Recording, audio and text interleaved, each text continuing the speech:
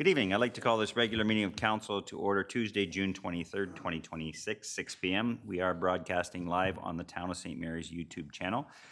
The Council for the Town of St. Mary's acknowledges with gratitude and respect that we're gathering on the traditional lands of the Haudenosaunee, people of the Longhouse, giving thanks for all creation. I'll begin this evening by asking for declarations of pecuniary interest, starting with Councillor Craigmile. None. Councillor Luna? None. Councillor Lucas? None. Councillor Alward? None. And I have none. The agenda was circulated. Are there any errors or omissions or problems with this evening's agenda? Seeing nothing, I'll seek a motion that the June 23rd, 2026 regular council meeting agenda be accepted as presented. Someone will move that. Councillor Craigmile moves. Councillor Luna seconds. Any discussion? Seeing none, I'll call the question. All those in favor? Motion's carried. Item number 4 is the public input period. We have a good gallery tonight. Thank you for attending. Is there anyone in the crowd that has a direct question for council about the agenda this evening? Any items for right now? Okay. Thank you again for attending. Number 5, which brings us up to, I think just about everyone's here, is for the pickleball presentation. And I believe Mike Ferguson is going to present. Okay, welcome, and again, thank you, and Elizabeth is as well. Okay, Elizabeth Hill and Mike Ferguson from the club. Thank you both for attending. The floor is yours.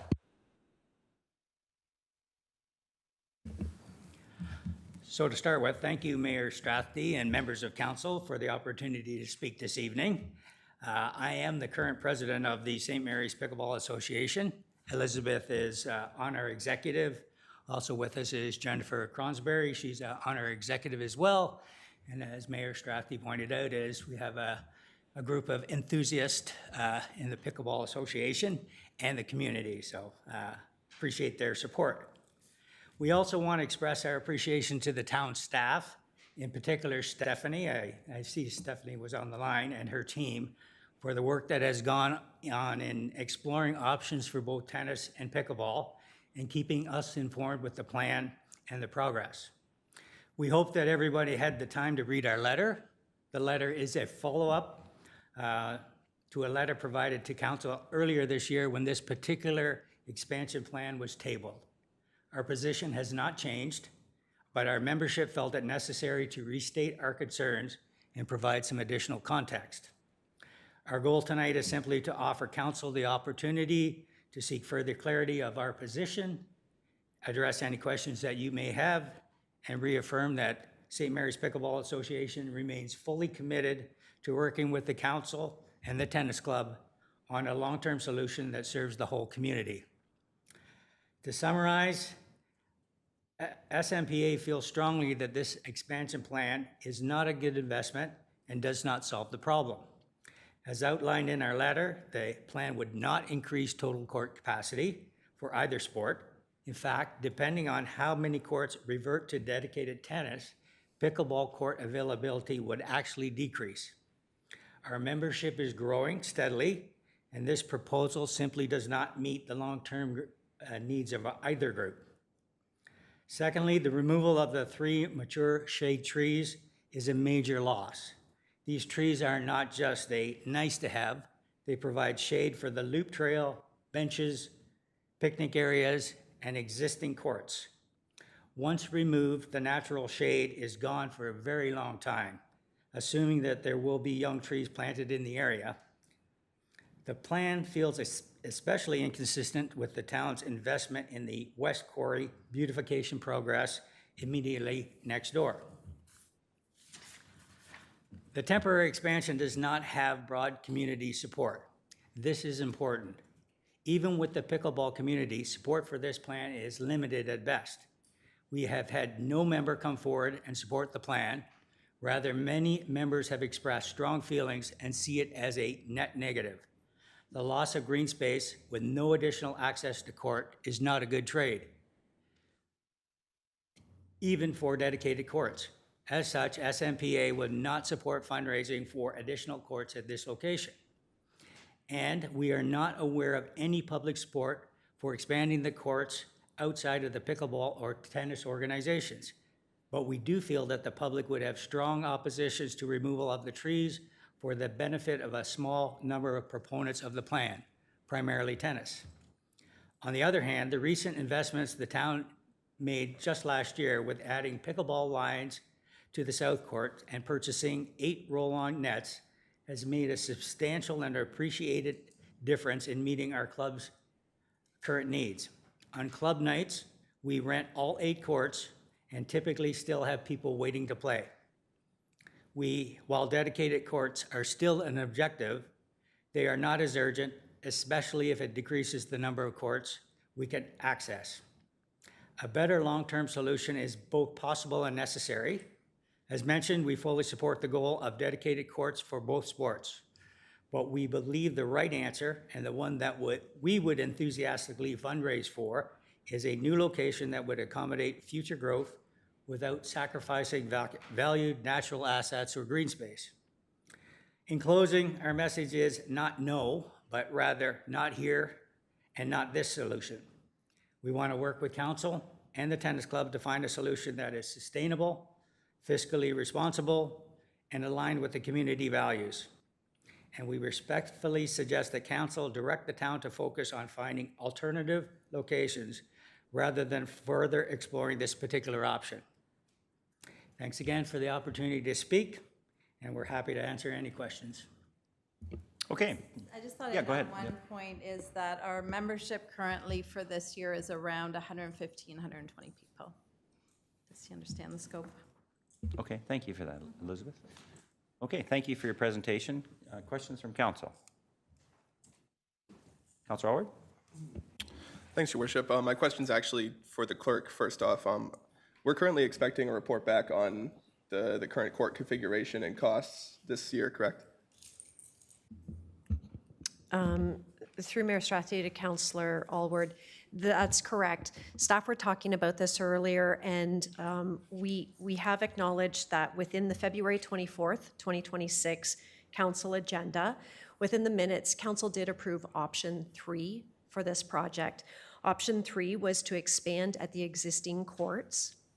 You may recall within that agenda, there were 3 designs that were given to you for 2 courts, 3 courts, and 4 courts, just as a visual representation of what could be added. Staff are in the process of investigating that with external agencies as well. So we are having those conversations. To date, the 2-court option has been laid out on site so that we can have a visual. That is not to represent where it would go or how many would go. That is just so that staff had a better visual for internal conversations. Staff are prepared to report back in the near future before the 2027 budget deliberations with recommendations on what you can do with approval and then what that would cost. Thank you. Okay. Councilor Pridham? My apologies for being late. It was my grade 8 granddaughter's graduation, so my apologies for. Yeah. Thank you. Okay. Other questions? Councilor Craig Mouth? Thank you, Worship. I think the intent was to investigate, because I do believe there's, anyone can knows what Upper Thames might say. So rather than delaying anything, we just thought we'd get everything started. But my real question is, you know, when you even read in your letter and what reports staff have provided to us, get these things like short term and this, and I'm really kind of asking you, what do you think short term is, or what might be long term? I mean, you're all right.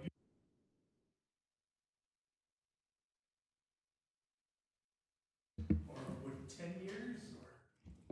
So our understanding of the LRC report is there was a temporary fix to address some of the immediate concerns, and there's a long-term goal. And that long-term goal was to provide tennis and pickleball with dedicated courts. So the short-term fix was really the painting of the lines at the existing court. So that's actually been done, and the nets have been provided. So we have a temporary solution, and then there's a difference of opinion whether this particular expansion is a temporary Band-Aid before we get to a new site where either pickleball or tennis goes. That was our understanding, that ultimately is we'd work with the town, we'd do some fundraising. If we could find a spot for either club to have a new court, that would be the long-term solution to provide those dedicated courts. So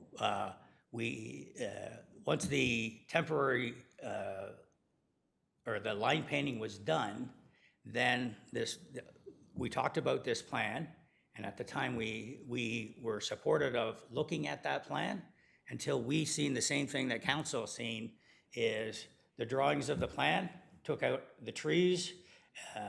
It impacted the space. We shared that with our organization, and the feedback is no, let's look for another longer term solution. What that time frame is, it really depends on how aggressively we can find a land, work with the town to raise the funds to do that. Does that answer your question? And I just want to add too, I think it's safe to say that pickleball is very happy with the solution that we have right now as far as from a short-term perspective. We have 8 courts, we're filling them. So it's not a sense of urgency from our perspective. Sure, that's fine. I guess I don't have a crystal ball to look into the future quite that well, but I'm just thinking of, in the back of my mind, I think I know where there's potential land and whatnot, but I'm thinking that might be 20 years down the road, and probably after my time, and so that's kind of what I'm trying to get hang on, can we do you need something in 3 to 5 years, you're going to expect another expansion, or, so I think if anything was to be done at that location, it would be that short-term fix to get you through 5 to 10 years. And I think that's a good point, but I think from a pickleball perspective is what is on the table. And my understanding is the 4 courts is no-go because it would, and that's just based on feedback on where these courts would go. It would require asphalt surface on top of a municipal sewage line, and that would probably be no. But I haven't heard that officially yet.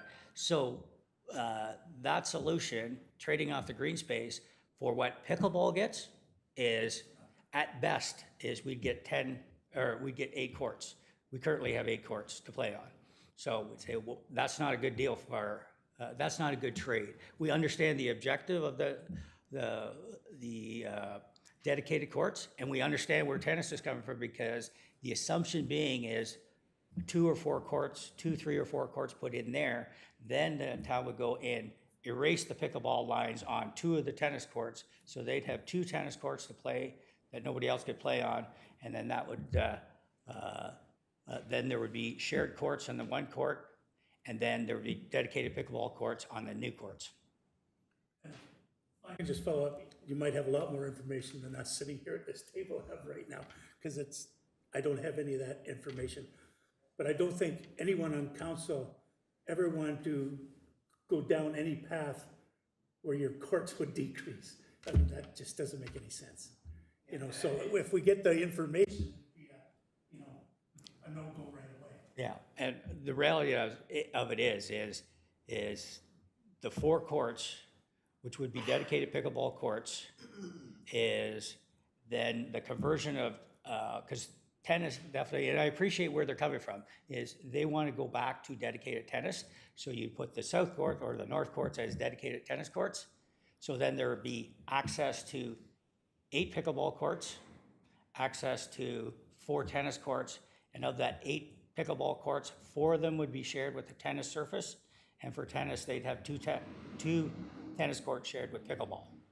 So we're not gaining access, but we're gaining the benefit, because we did make that plea, and everybody wants dedicated courts. So we're not hiding behind that notion. That's still a long-term goal, but we think we would hope it wasn't 20 years away. I probably won't be playing by then, but Short-term solution. yeah. Councilor Linda? Yeah. Thank you, Your Worship. I'm just wondering that if in light of this information, we shouldn't redirect staff from looking at that site to trying to come up with a better location for the future, like the far future? I mean, we can do whatever we want, but I think it'd be remiss not to hear from Upper Thames simply in case there would need to be other alterations in the future or anything else. Like, my personal feeling is that we should have all the information on the table before we make that decision. Respectfully, but we can do whatever you want. I mean, we can take a motion once we're done. We can take a motion for anything, but I think we should have all the information. As Councillor Craigmile alluded to, there's things that I'm not aware of either. Councillor Pridham. Thank you, through your worship. I think we would also have to hear from tennis, because the understanding that was struck at the table with the ad hoc committee was that there would be dedicated courts at the end of this and pursuant to the new expansion of the courts down there. So I think we would be, you know, remiss in not having tennis input on that. And just a question for the committee. So if there were a decision to, and a spot found for courts beyond this space, would you then be in favor of fundraising? Yes, absolutely.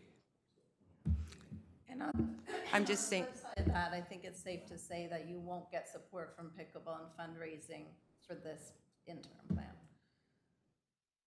I'm just of the understanding that, because I sat on the committee, that there was an agreement that there would be fundraising on both sides at that time.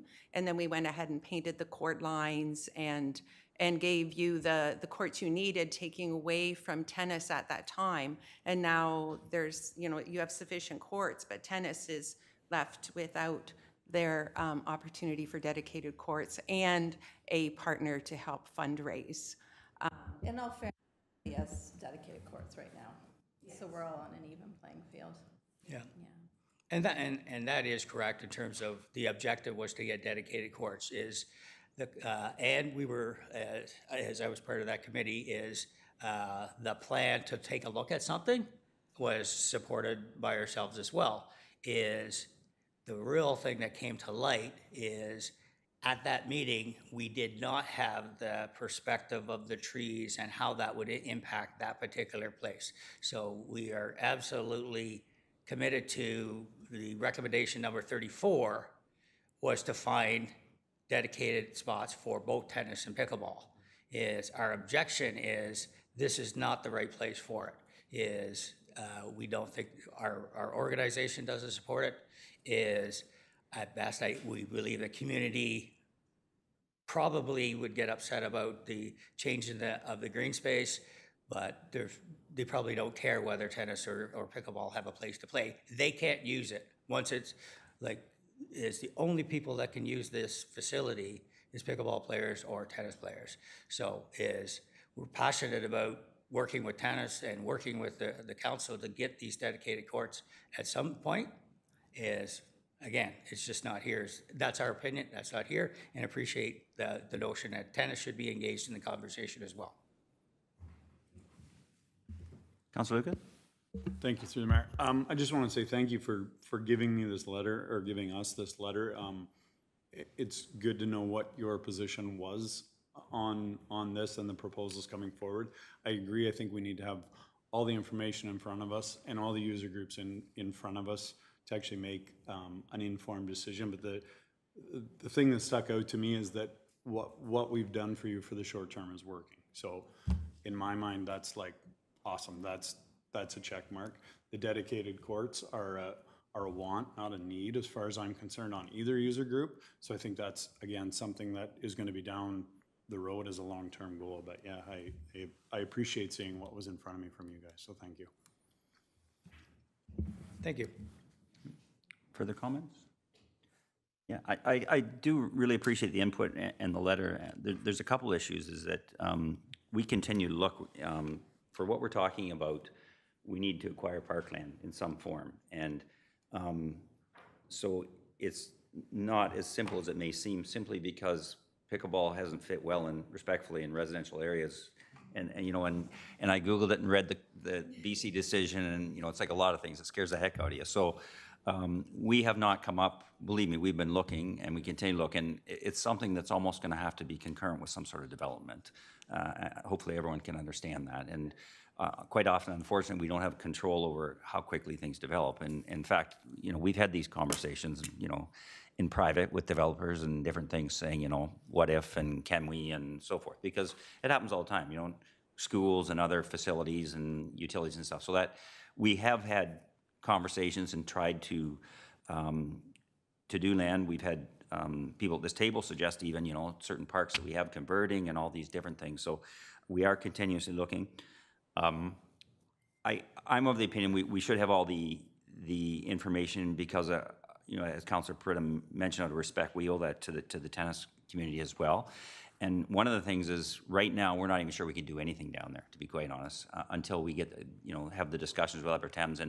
And I'm of the position it's important we do that, because say we found a dedicated spot and that became the sole pickleball spot, and we or vice versa, built tennis somewhere else. It may be such that we would need to know if we could do something else. If as the town grew, it would be silly to undertake and buy land and undersize it, right? So I think it's important that we walk through the process, irrespective of your letter, and we do respectfully appreciate your letter and the input. It's better that we have it now than 2 months from now. So I think that's very good, and I'm especially thankful of all the people that have come tonight, because it does send a strong message to council that you know, we need to continue to try and find a solution. And I wish there was a quick solution, but there isn't at the moment that I see. But the fact that, you know, you're managing it and it seems like, you know, acceptable for the moment, that's good to hear, actually. I'm glad it's working well, because we weren't sure how it was going to work, actually. Anything else from council? Okay. Everyone's okay? Okay, so the way it works is we have, you know, we looked at options, and my understanding too, and we spoke briefly about this as well, Mike, that there's been other renderings and other drawings, and they're still underway. And again, I think that's not only to try and necessarily do the solution, but also look to see if something in the future could happen as well, right? So we're going through it, and it's not that we're wasting money, but you know, again, I don't want to make a decision and undersize something and then not be able to do anything at all down there. I think that would be silly. So that's one of the reasons council has asked staff to do that. While it may not seem up front that, you know, we're putting one over the other, the reality is we have a recreational facility. We have to see if things change, whether we could even do anything, right? Yeah. Whether we could, you know, make into more parking, if we were, all those things would be the conversation with Upper Thames. So it's not that we're not willing to walk through the conversation or make a decision tonight. We want to make sure we have all the information to be prudent, because the town is, and we hear you.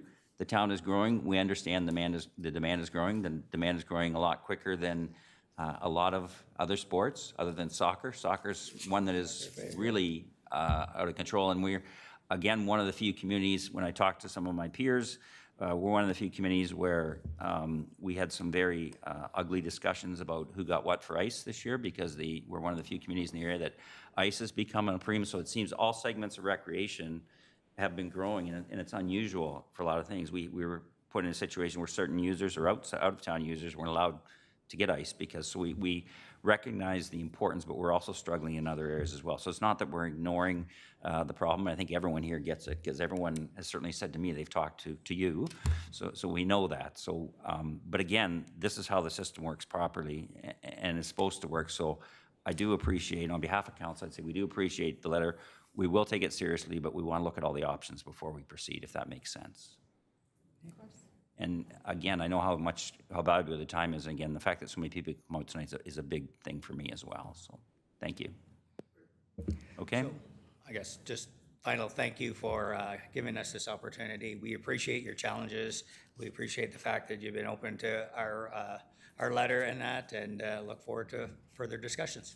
Yeah, and we'll continue to look. I mean, we have instructed staff. We will continue to look at other options, and we're open to several options.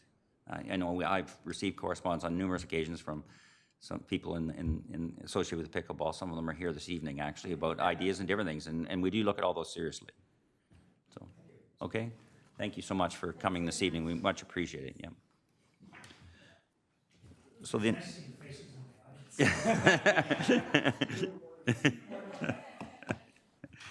So the suggested motion would be that the delegation from St. Mary's Pickleball Association regarding the expansion plan for the Water Street South Courts be received. Someone do that? Councillor Allward moves. Seconded. Councillor Lucas. Any discussion? Seeing none, I'll call the question. All those in favor? Motion's carried. Next item is number 6, is acceptance of minutes. We have 2 sets of minutes with regards to June 9th and 16th, as well as June 16th Strategic Priorities Committee. Is there any problems with the first set, June 9th and 16th of council? Any issues? If not, I'll seek a motion that the following meeting minutes be approved by council, June 9th, 2026, and June 16th, 2026 special council. So I'm willing to move that motion. Moved by Councillor Craigmile, seconder, Councillor Alward. Any discussion? Seeing none, I'll call the question. All those in favor? Motion's carried. The next set is with regards to Strategic Priority Committee, and there was 2 directions given to council with regards to those discussions. So the suggested motion of the June 16, 2026 Strategic Priorities Committee minutes be received by council, and that minute items 4.1 and 4.2 be raised for consideration. So I'm willing to move those motions, except by Councillor Lucas, second, Councillor Pridham. So the first was with regards to the zoning enforcement related to home-based businesses. I'll put the motion on the floor. The staff be directed to proceed with option 1, status quo as outlined in DEV 31-2026 zoning bylaw enforcement related to home-based businesses report. So I'm willing to put that. Councillor Lucas puts it on the floor, seconder. Councillor Luna, any discussion with regards to that one? Seeing none, I'll call the question. All those in favor? Motion's carried. Second, with regards to downtown vacant and damaged buildings, the staff be directed to proceed with option 1, status quo as outlined in DEV 32-2026 downtown vacant and damaged buildings report. So I'm going to move that motion. Moved by Councillor Alward, seconded Councillor Craigmile. Any discussion with regards to that one? Seeing none, I'll call the question. All those in favor? Motion's carried.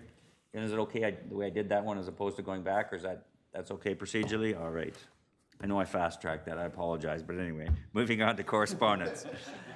Yeah, she forgives me sometimes, actually. Moving on to correspondence with regards to correspondence from the Upper Thames regarding the consolidation update. I'll maybe defer to Councillor Craigmile. Do you have anything to add to this as you're the rep? I don't really have anything to add, except that you did receive an email from our CAO, and give you a little bit of information.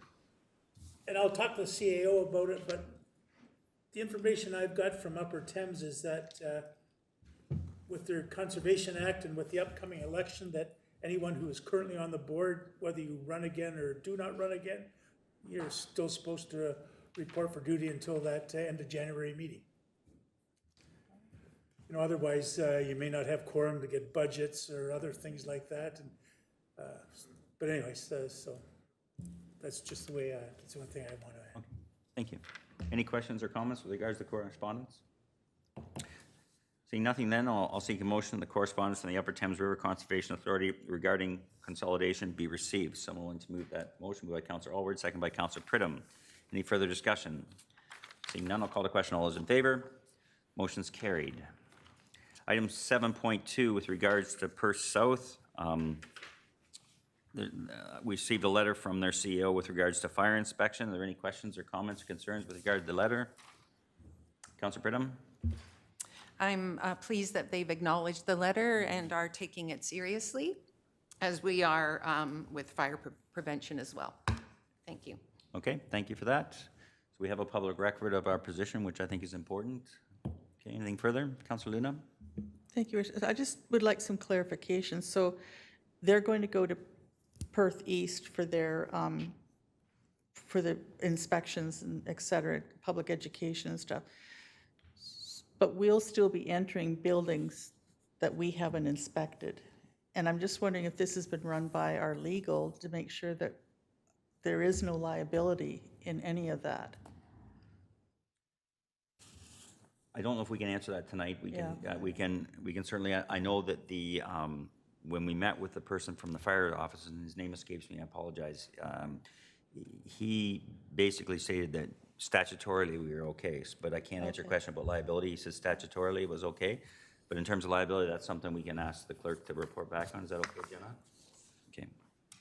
So to your point, we'll get it. We'll have an answer later. Anything further? Okay, so then I'll seek a motion that correspondence from the Township of Perth South regarding the prevention and inspection position be received. So I'm willing to move that motion. Moved by Councillor Pridham, seconder. Councillor Craigmile. Any discussion? Seeing none, I'll call the question. All those in favor? Motion's carried. Moving on to reports, I'll defer to our clerk, Ms. McCartney. Mr. Kittmer's doing the graduation thing as well, so he sends his apologies. He'll be here later. Thank you, Mayor Strathy.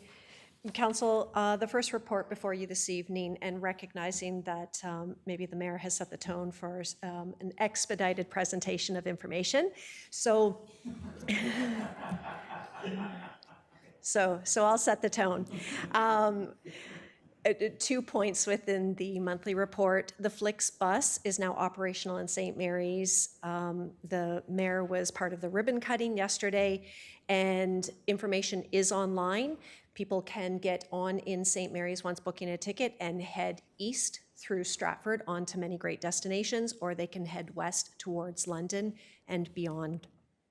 So if anybody is looking for more information, please go online to just to search Flix bus.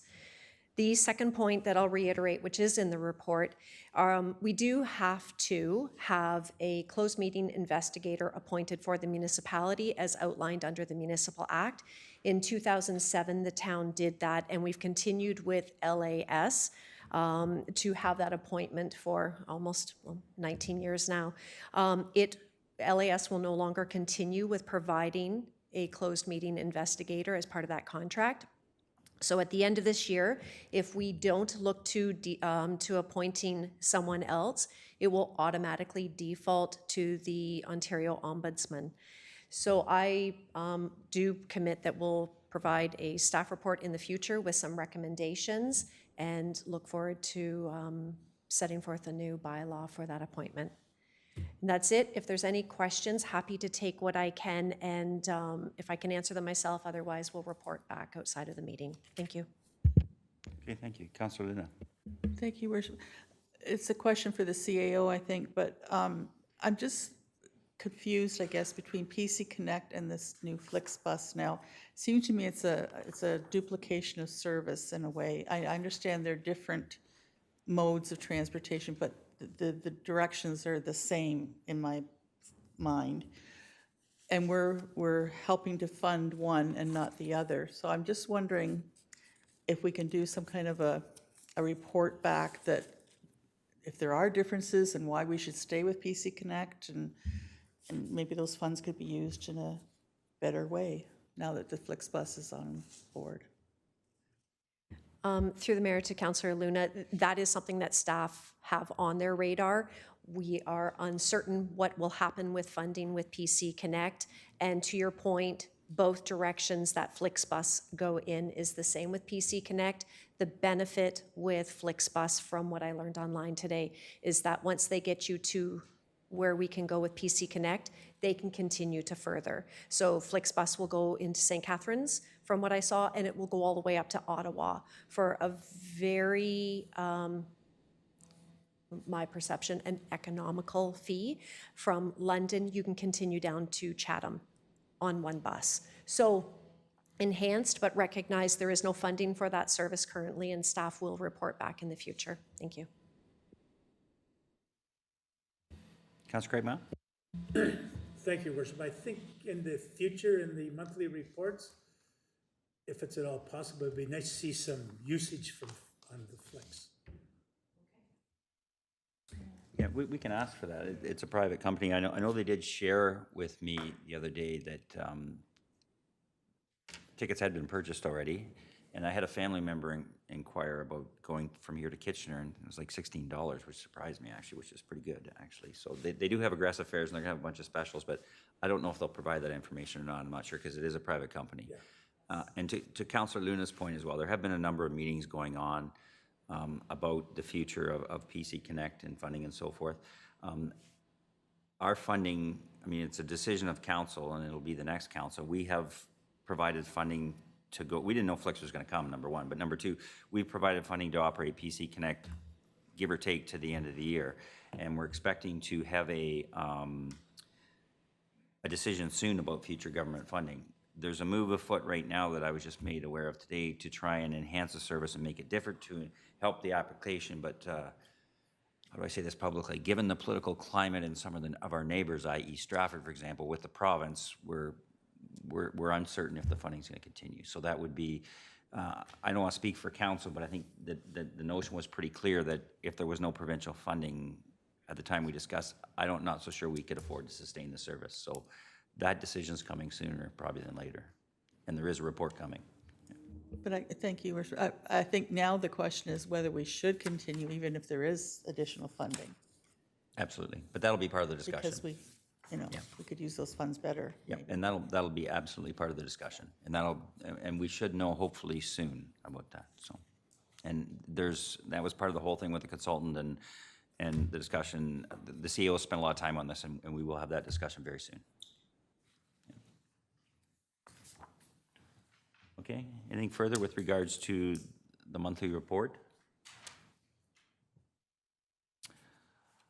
Okay, thank you, Janice. So seeing nothing further, I'll seek a motion that the admin 26-2026 June monthly report administration be received. So I'm willing to move that motion. Moved by Councilor Pridham, second by Councilor Alward. Any further discussion? Seeing none, I'll call the question. All those in favor? Motion's carried. Moving on to a proclamation request for the Canadian Baseball Hall of Fame Museum. Thank you, Mayor Strathy. Council, you're used to this process by now of coming before you to look for a proclamation. This is the first time that you're hearing from Canadian Baseball Hall of Fame. They have reached out to the town to ask specifically that July be recognized as Baseball Month in St. Mary's. What they have explained within their letter, there's a couple of reasons for that. They're improving their promotional tool or their promotional opportunities to get the word out about Baseball Hall of Fame. So whatever council decides to do, I believe in July, they're going to be looking to actively promote the Ball Hall of Fame. They did suggest in there that they're looking to offer a day in July for St. Mary's residents to be able to go to the museum and tour around to see what's to offer. And I think that's just to encourage local interest as well. The way that the town does support proclamations, should council approve this request, we will make sure that we have something that goes out on social media in the next couple of days to recognize that proclamation. And then in the back channels, the Baseball Hall of Fame will be able to jump onto that and further promote from there. Thank you. Okay, questions with regards to the proclamation? All right, seeing nothing then, I'll seek a motion that report admin 27-2026 proclamation request for Canadian Baseball Hall of Fame Museum be received, and that council proclaim the month of July as Canadian Baseball Hall of Fame and Museum Month in St. Mary's. So I'm willing to move that motion. Moved by Councilor Luna, seconded Councilor Lucas. Any further discussion? Seeing none, I'll call the question. All those in favor? Motion's carried. Next item is 8.3 with regards to the quarries bylaw update. Ms. McCartney, please. Thank you once again, Mayor Strathy. So the purpose of this report, as we're reaching a point of substantial completion for the West Quarry enhancement, we are looking to provide a housekeeping matter because of the current provisions within the quarries bylaw today.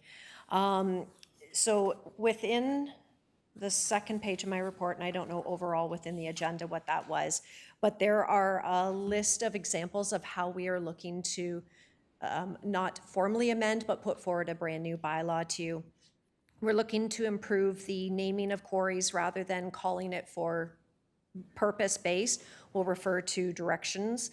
We're looking to enhance boating opportunities at the quarry so that it is human-powered watercraft, and there is a definition within the bylaw, which would include kayaking, canoeing, and paddleboarding. Swimming, we are maintaining a prohibition of that in the West Quarry at this present time. I have been asked a very realistic question, why? I don't have a great answer for that right now, other than at one point in time, the town's insurer suggested that that was not a risk-adverse option for the town. So we're investigating that with our insurer right now and waiting to hear feedback about, should we be stopping it? And if we do, what does that look like? And I'll speak further to that point in a few moments.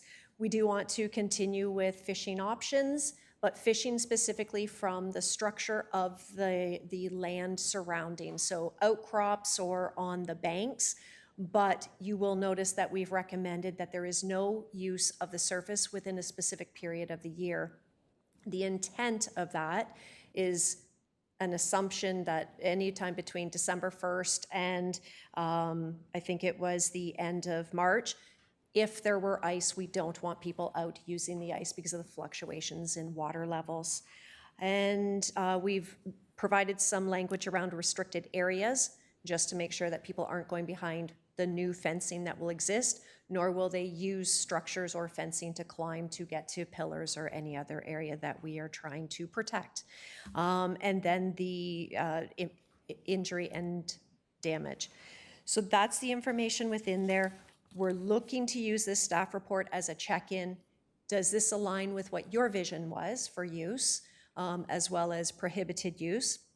Have we missed anything? And with that said, also acknowledging that staff are going to be observing what happens.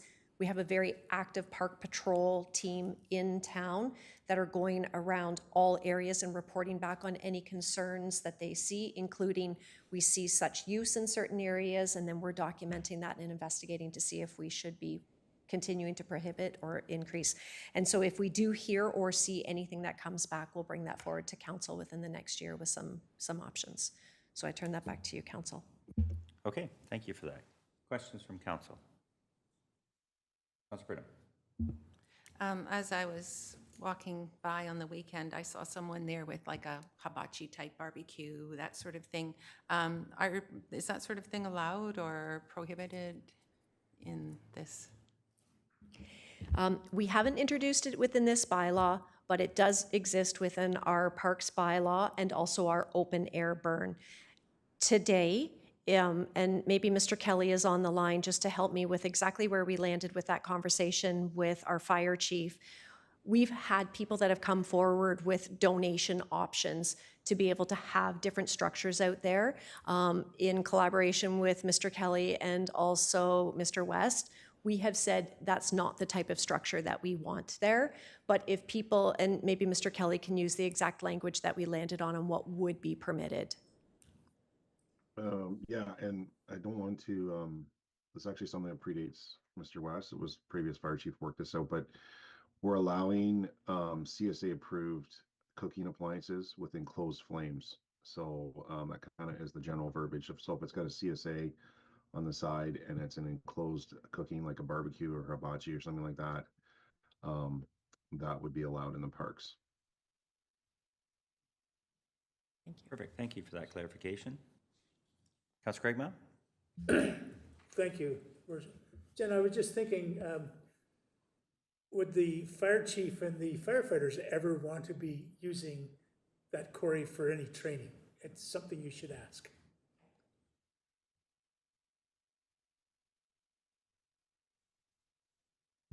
So I know Mr. West is on the line. I'm sure that as he continues to plan for education and training, now that that new opportunity exists with more access to water, he'll certainly keep that in mind.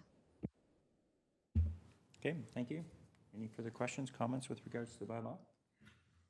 Councilor Craigmile? And again, as I read that and it says no swimming, that's human swimming. I mean, if somebody's dog wants to jump in, is that, I've seen lots of dogs go in there by the fishing area before. In all practicality, when it comes down to a bylaw, we can certainly prohibit that. But then we also look to, does the town want wording in there that says that it's prohibited? And then what's your next course of action? Do you want animal control to have to be on site more often to be issuing that ticket? So thankfully to Councillor Craigmile, he did alert me to this question ahead of time, so I've had a few moments to think about it. Today, people can take their pets down to the river and let their dogs loose, except within our animal control bylaw, we do not allow animals off leash. So if a person wants to go down to the quarry and let their animal run in, they would need to ensure that they're leashed and not running at large. So that's my official position of what would be permitted today. Okay, I think that answers that. Councilor Pridham? Yeah. Okay, so I was just thinking about the watercrafts that are man propelled. Are we incorporating some sort of life jacket system, or that there must be a mandatory life support system on their person? So that's a great question through Mayor Strathy to Councillor Pridham. There are rules within the province when it comes to use of watercraft, and how the town will make sure that that's communicated is we will have signage. So within our research with our insurer, we're looking to find out what that best course of action would be. Mr. Kelly and I and Ms. Blake will be talking later on this week about what our next steps are if council approves this bylaw today. And we'll be looking to get that signage there that if you are going to use it in any way, use at your own risk, as well as further information. And we have familiarity with that. Amy's department with the kayak program has regulations and made sure they're follows with the administration of the kayak program, so. Yeah. Anything further with regards to the quarry bylaw? Councilor Craig Mell?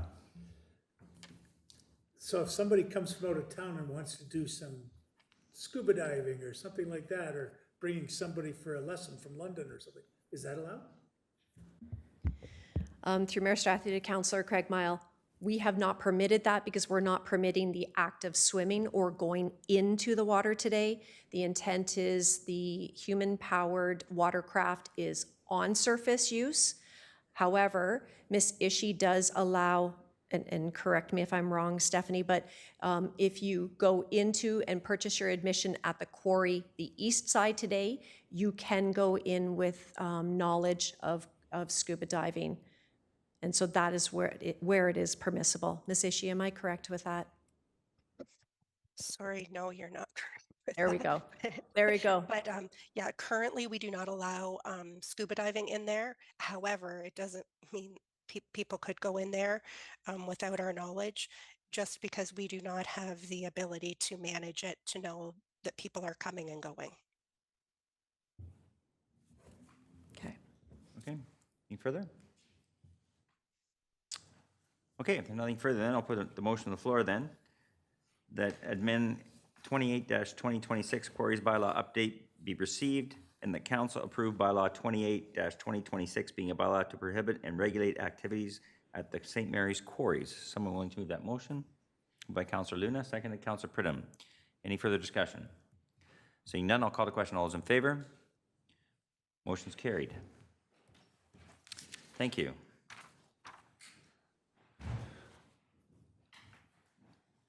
Moving on to building and development. Mr. Brower, please. Good evening, Worship. Good evening, Council. You'll see my monthly report in front of you. I probably want to talk about three main things. First of all, when we take a look at the first page under the building side, when we talk about property standards, we're leaning forward a little bit. I know we are generally reactive, work on complaint basis only. We are leaning a little bit forward on grass cutting, mainly around legacy issues. So if you've been on our radar for the last 2 or 3 years, we're starting to lean forward, reach out to you a little earlier than what normally is, just because of the length it does to take to wrap some of those up. Usually we're 30 days turnaround plus for grass cutting. So because of when we get the complaint, how it all filters out. So we are getting some uptake from those property owners. So those are moving fairly good on that side. Two other things would like to talk about is our CIP, our draft CIP. We are almost ready to bring that back to council. We'll be bringing that back to SBC. And then also too, the zoning bylaw is coming forward as well. It's both projects or both documents are fairly close to being completed. Prior to the zoning bylaw coming back to council, we will be talking to an SBC, or sorry, not SBC, but Plan Advisory Committee as well as Committee of Adjustment, that co-committee, reviewing all the changes with that committee before it comes to council, before we have our STRAT public meeting. Again, those are all good on as far as timelines. A timeline for the zoning bylaw is probably the bigger piece.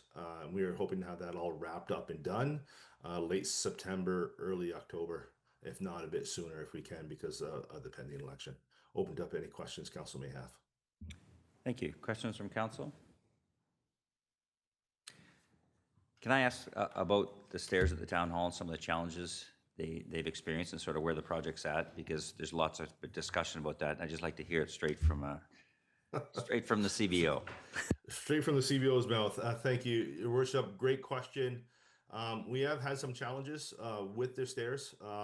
Where we are, one of the bigger probably challenges is the existing retaining wall and the lack of footing, the lack of stability with that, where we had to go back for redesign and have that redesigned before they could actually pour and make some of those, to move forward with some of that project.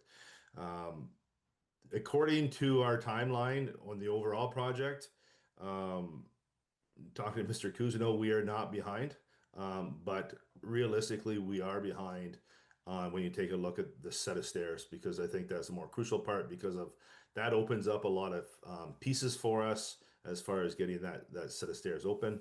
I am not sure how much longer before we can actually open those up. That's something I can probably reach out to council about, but there was delays with getting that because of part of it was the footing on the one side of retaining wall. Happy to answer any other questions. Okay, thank you for that. I know it looked pretty flimsy when they took the stones off, and I think that's the bottom line. So they're working as we speak, Grant, so if that helps. Okay. Yeah. Anything further with regards to Grant's monthly report? Okay, thank you for the update. Appreciate that. So the suggested motion is DEV 33-2026, June monthly report, building and development, be received. So willing to move that motion, moved by Councillor Craigmile, seconded Councillor Alward. Any further discussion? Seeing none, we'll call the question. All those in favor? Motion's carried. Moving on to DEV 35-2026 with regards to an agreement between the City of Stratford and Town of St. Mary's. Mr. Brower, please. Thank you, Your Worship. Council will see an agreement in front of them and a staff report that accompanies that, basically looking at shared services for building inspection from the Town of St. Mary's to City of Stratford. Basically, the backstory is they're having some challenges with some personnel challenges. Before I go too much of a rabbit hole, they asked for support for roughly 3 months. When you read the agreement, they talk about 6 months and then a year, another 6 months. And that was kind of to talk about the reason it's structured that way is because if they had that perfect storm, they need something a bit longer, and then we're not coming back to council. But basically, the window is looking like a 3-month window when personnel from City of Stratford will return to work. Typically, it's not the way we structure most agreements when we talk about shared services agreement. Like we have a very similar agreement with Per South, and that was something that's been going on since 2013, as where they do building inspection for us, and we do building inspection for them. Currently, Per South does all the building inspection on municipal buildings. We see that as a conflict of interest, as well as when we're on vacation and helping fill in those gaps. And we do the same for Per South. Again, it's been going on for a number of years. The reason this agreement is not structured that way is because how their employment standards, or I shouldn't say employment standards, but basically on how their union negotiations, I'm not going to say negotiations either, but discussions with their union. They understand it's a gap stop and they can't get any more than what we're kind of looking at, because I was kind of pushing for a longer term agreement, something ongoing, again, to help with vacations, to help with those perfect storms if we're having some sort of challenges that we can pull people from Stratford and vice versa. This one, again, it's intended to be a 3-month window where our inspector goes and helps them out for building inspections. But it's structured to be 6 months and then another 6 months. Within that, if we are going to have challenges on our side, we're not getting things done on our side, we have the ability to cancel the contract and say, even though we think we can help them out, everything is working out, saying, hey, we can make this work. Again, if we're in the situation, we would kind of help, we'd lean on them as well if we were in the different situations, if the roles were reversed. Typically, and I think that's an important piece of this agreement, is that we do have the ability to withdraw if it is not working out. So with that, I recommend that council, if they have any questions, be more than happy to answer any questions. Okay, thank you. Questions with regards to the agreement? Councillor Lucas. Thank you, through the mayor. Mr. Brower, and you just alluded to it, I was curious whether this included you and your role, or is this strictly just a building inspection role, not CBO necessarily, or CBO type services? Unfortunately, they did not want me. Notwithstanding, and I'll say that they didn't want me within my role as chief building official. Okay. They do have a chief building official. They do have a deputy. If something does happen, I do have the ability to, because I do fit under that definition of building official. If I left my role to go help them, I'd be a building official to help do an inspection, stuff like that. But typically, the intent is not for me, but is for our inspector. Thank you. Okay, anything further from council? All right, so thanks for that report, Grant. So the suggested motions that DEV 35-2026, Town of St. Mary's and City of Stratford Building Services Agreement be received, and the council approves the building services agreement between the Corporation of the Town of St. Mary's and the Corporation of the City of Stratford. Someone willing to move that motion? Moved by Councillor Alward, seconded Councillor Craigmile. Any discussion? Seeing none, I'll call the question. All those in favor? Motion's carried. Thank you, council. All right, thank you. Moving on to the June monthly report for community services. Ms. Ishii, please. Good evening. I'm going to highlight just a couple of things on our report. I think I told council not that long ago that we are moving our summer program to Little Falls this summer. So we've met with Avon-Maitland District School Board, and they have been highly supportive of our move there. I think they really appreciate us being there in the summer months, and the transitions to the site I think will flow really nicely. So we're looking forward to that. This past May, we met with the Rec and Leisure Advisory Committee for our Sports Wall of Fame. We did induct the 3 nominees, and that presentation will be held in the fall, so we will let council know of that date once we solidify a date and ensure that the inductees can attend. The other thing I wanted to talk about was in regards to childcare. So I know there's always a lot of conversation about our wait lists and how things work. So there has been a new thing that is being presented our way, which will be Subsidy Access Initiative, which is a new provincial direction. So they're looking at targeting childcare spaces for children ages 0 to 4. These childcare spaces are for subsidized families, low-income families, single-parent families, and we're looking at this approach for, we're encouraging to work towards 15% of our attendance for those spaces for individuals to gain access to the Child Care Center. This is not to be implemented for before and after school programs, so it's only for the actual Child Care Center itself. So that will fall within our list of how people get into the center. And those were the things that I wanted to highlight for our monthly report. Are there any questions? Thank you for that. Councillor Purdom.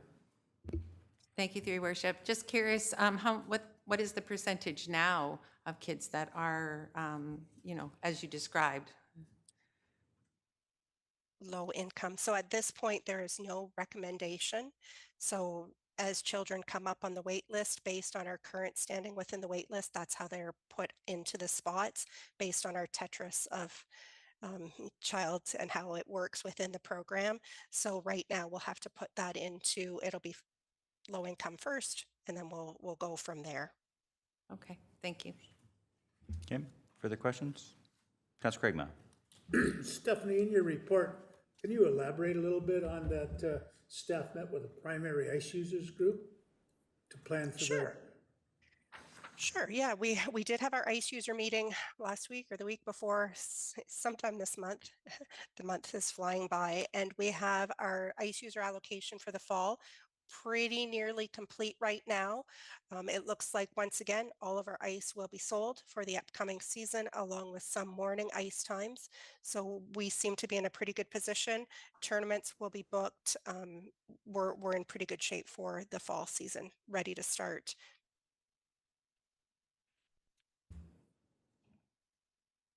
Sure, thank you. I'll come in and see you in the office. Okay. Okay. Further questions? Stephanie, there's been a lot of discussion about the quarry and the theft and so forth. Can you clarify where things are at in terms of operationally, what Yeah. people see, and just to assure the public that all's good? Absolutely. I'm sorry I didn't highlight that one. Yeah, so everything, we've been able to solidify all of the equipment. So we're going to be back on track with equipment for the start of the season, which is this Friday. The trampoline that we were able to purchase looks a little bit different than the previous one, but we do have a trampoline.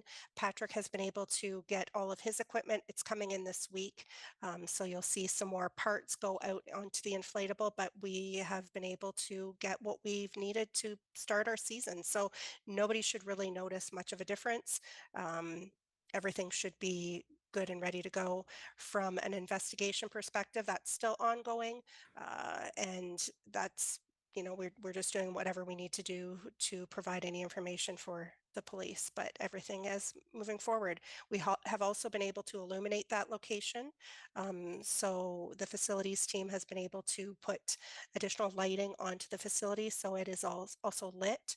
And we're looking at security from a gate, what the gate will look like for next season. So we're looking at a few other things to include down there as well. Okay, thank you. Councillor Alward. Thanks, Your Worship. I'm happy to hear, Steph, that we are taking steps to, prevent this from happening again, obviously. I guess my question may not necessarily be for you, but I'm curious, do the police regularly drive by the quarry at nighttime? And is that something they're going to kind of double down on in the future, or? So that's a great question because I have asked them to do that. I've asked them to do additional drive-bys for us, especially after the incident. They were doing a lot more drive-bys, and I've heard that from various individuals within the community. So we have some great communication right now, and we're just talking about it, especially as the features go into the water or come out of the water, because when they do come out of the water, they might be laying on the grass for, a couple of days, so they might be a little bit easier to remove. So those are the types of times we're looking at specifically. I'm glad we're on the same page. Thank you. Okay, further questions? All right, seeing nothing then, I'll seek a motion that DCS 22-2026 June monthly report, community services be received. So I'm willing to move that motion. Moved by Councillor Alward, second by Councillor Pridham. Any further discussion? Seeing none, I'll call the question. All those in favor? Motion's carried. Next up, with regard to a report on ice usage for 25-26. Ms. Ishii, please. Yes. At the end of the season, I always bring a report to council just to let you know how the season ran and how everything is going.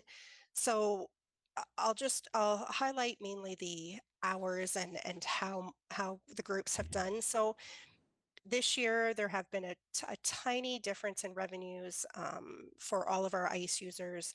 Numbers kind of fluctuate just a tiny bit, but like I had mentioned before, all of our main ICE allocation has happened, and our ICE users are utilizing the time that's available, and there's really only non-prime time available for users. So we're seeing things flowing quite well. I did want to highlight that this year the Lincoln support is up almost 10,000 from the previous season, which basically lays out exactly what we do give to the organization at the end of the year. And we do that following the season.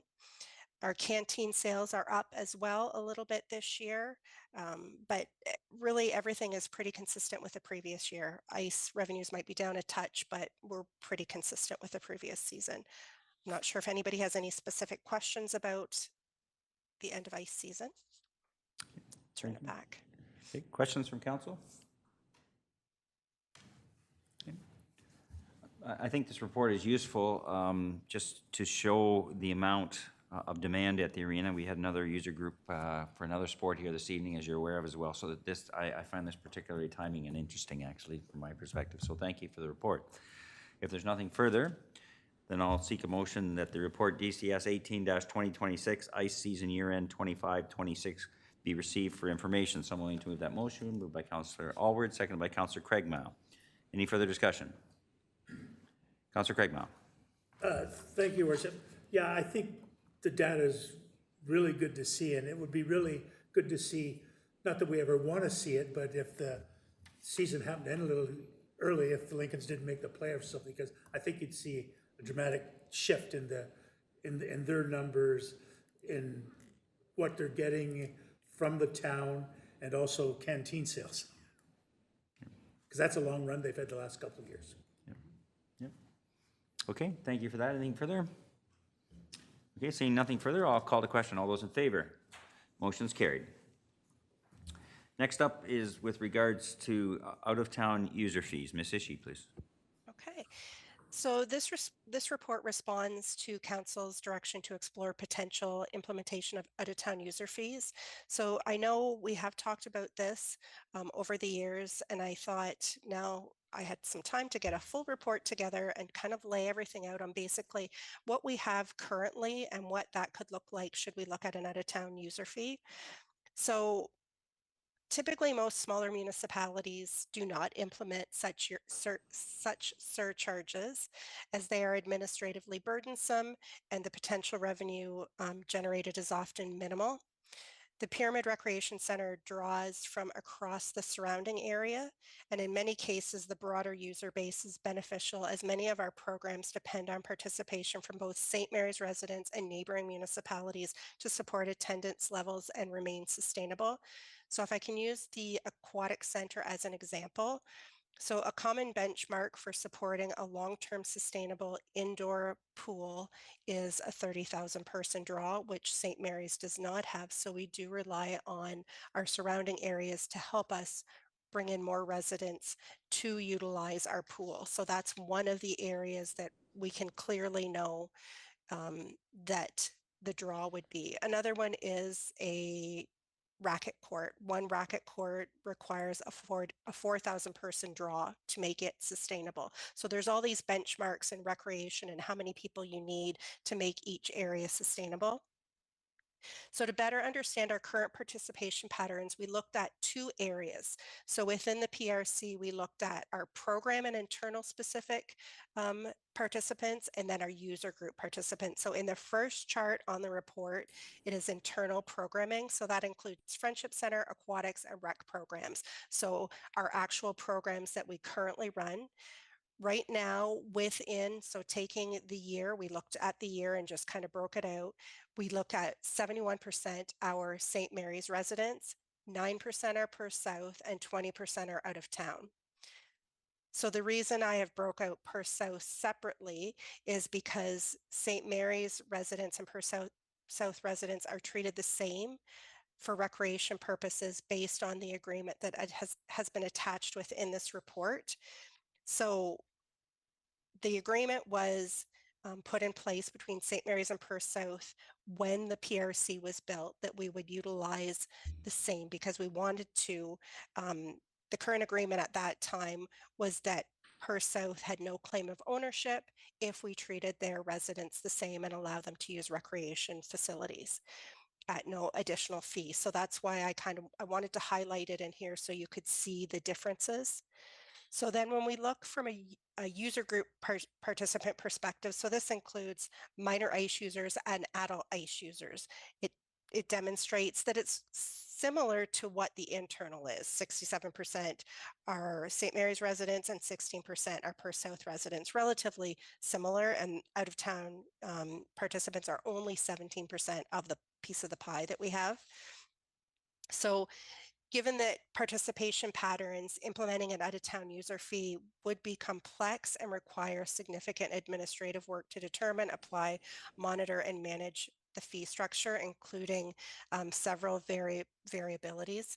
So some of the questions that we kind of look at is, for example, would it only be limited to town-run programs, or would we have to implement it in a user group, like a minor hockey group? Do I need minor hockey to tell me how many people are from outside of St. Mary's and Perth South borders? Because it would have to, we would still have to maintain the Perth South relationship within the agreement that we currently have. So it would become a little bit administratively burdensome to be able to do that and to be able to go through what that looks like. So those are some of the questions that we think about. And then additional to that, I thought, okay, well, what do others do in the area? Because we know our recreation consultants have always said people typically don't do it. It used to be done, but a lot of municipalities don't do it anymore. So I did call around. I did lay out a chart here and various organizations that currently do not offer it, similar to St. Mary's. I was trying to find similar municipalities of our size. And while non-resident fees are not common in comparable municipalities, some municipalities do receive financial contributions, like maybe a lump sum. You know, here's $10,000 to your rec facilities, and in turn, residents may be able to utilize the facilities for no additional fee or whatever that may look like. However, that sometimes does become a bit of a problem as well. So there weren't any that I could find that are currently doing that out there. In 2017, we did put this question forward to our rec consultants, and at that time they did do the investigative work looking at this, and they said that it all depends on demand for the program. So it's supply and demand, and until we are overburdened with the number of people coming in, we don't need to charge an out-of-town user fee, although it's not normal within the industry at this time. Levying a surcharge might scare people away. So it's kind of a bit of that balance act. So then this time when we redid our rec, culture and leisure master plan, we asked the same question again, and they gave us the very similar answer, and that it was just burdensome and that the majority of people didn't do it. So based on all of that and based on the review, it would be staff's opinion not to look at an out-of-town user fee at this time. It doesn't mean that in the future things might change and we might want to look at it. It's something that we always should look at and explore, but at this time it would be something we would not recommend. Okay, thank you. Questions? Comments? Councillor Lucas. Thank you, through the mayor.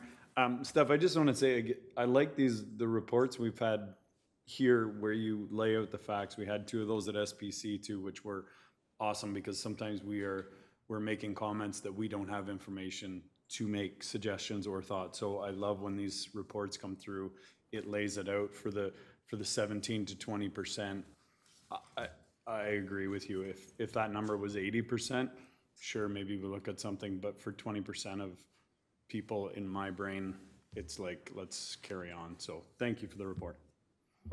Okay. Further questions, comments? Okay, seeing nothing further, then I'll put the motion on the floor that report DCS 20-2026 out-of-town user fee be received, and that the town of St. Mary's does not implement out-of-town user fees. Someone willing to move that motion?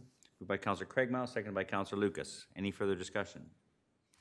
Seeing none, I'll call the question. All those in favor? Motion's carried.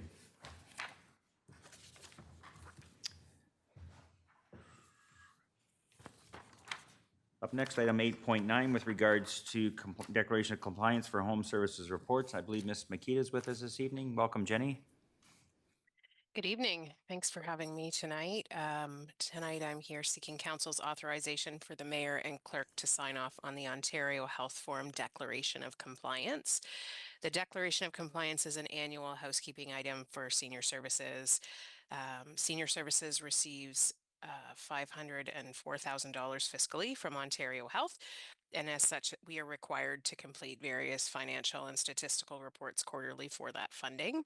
And it's through those processes, or through these reports, that any obligations that fall outside of an acceptable corridor are reported.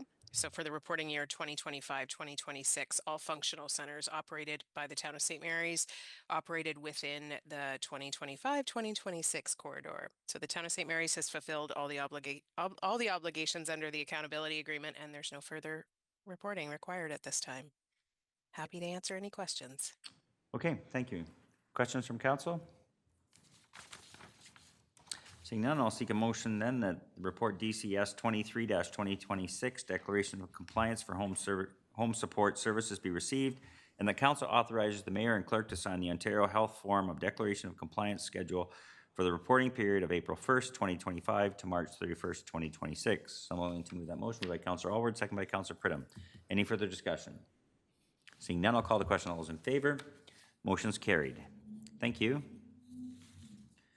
Moving on to item 8.10 with regards to the Friendship Center interior refresh. Mr. Lapointe is with us this evening.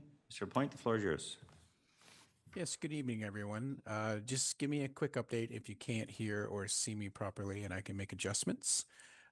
This project is in regards to doing a lot of accessibility and staffing ergonomics updates to the Friendship Center.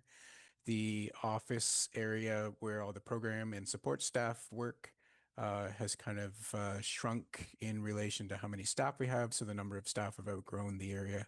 We're looking to update that with some redesign and also the accessibility upgrades due to the entranceway needs to be updated, and we know that there are some traffic flow problems. We'd like to open up the foyer area a little bit more to allow for people to flow through the center a little bit better. And also, we felt like it was a good time to sort of update the paint scheme of the center. And the architect and staff met, had several meetings about paint scheme, paint colors, as well as furniture that has been replaced. And we're kind of just modernizing and updating the Friendship Center kind of on a life cycle philosophy as it's now over 20 years old.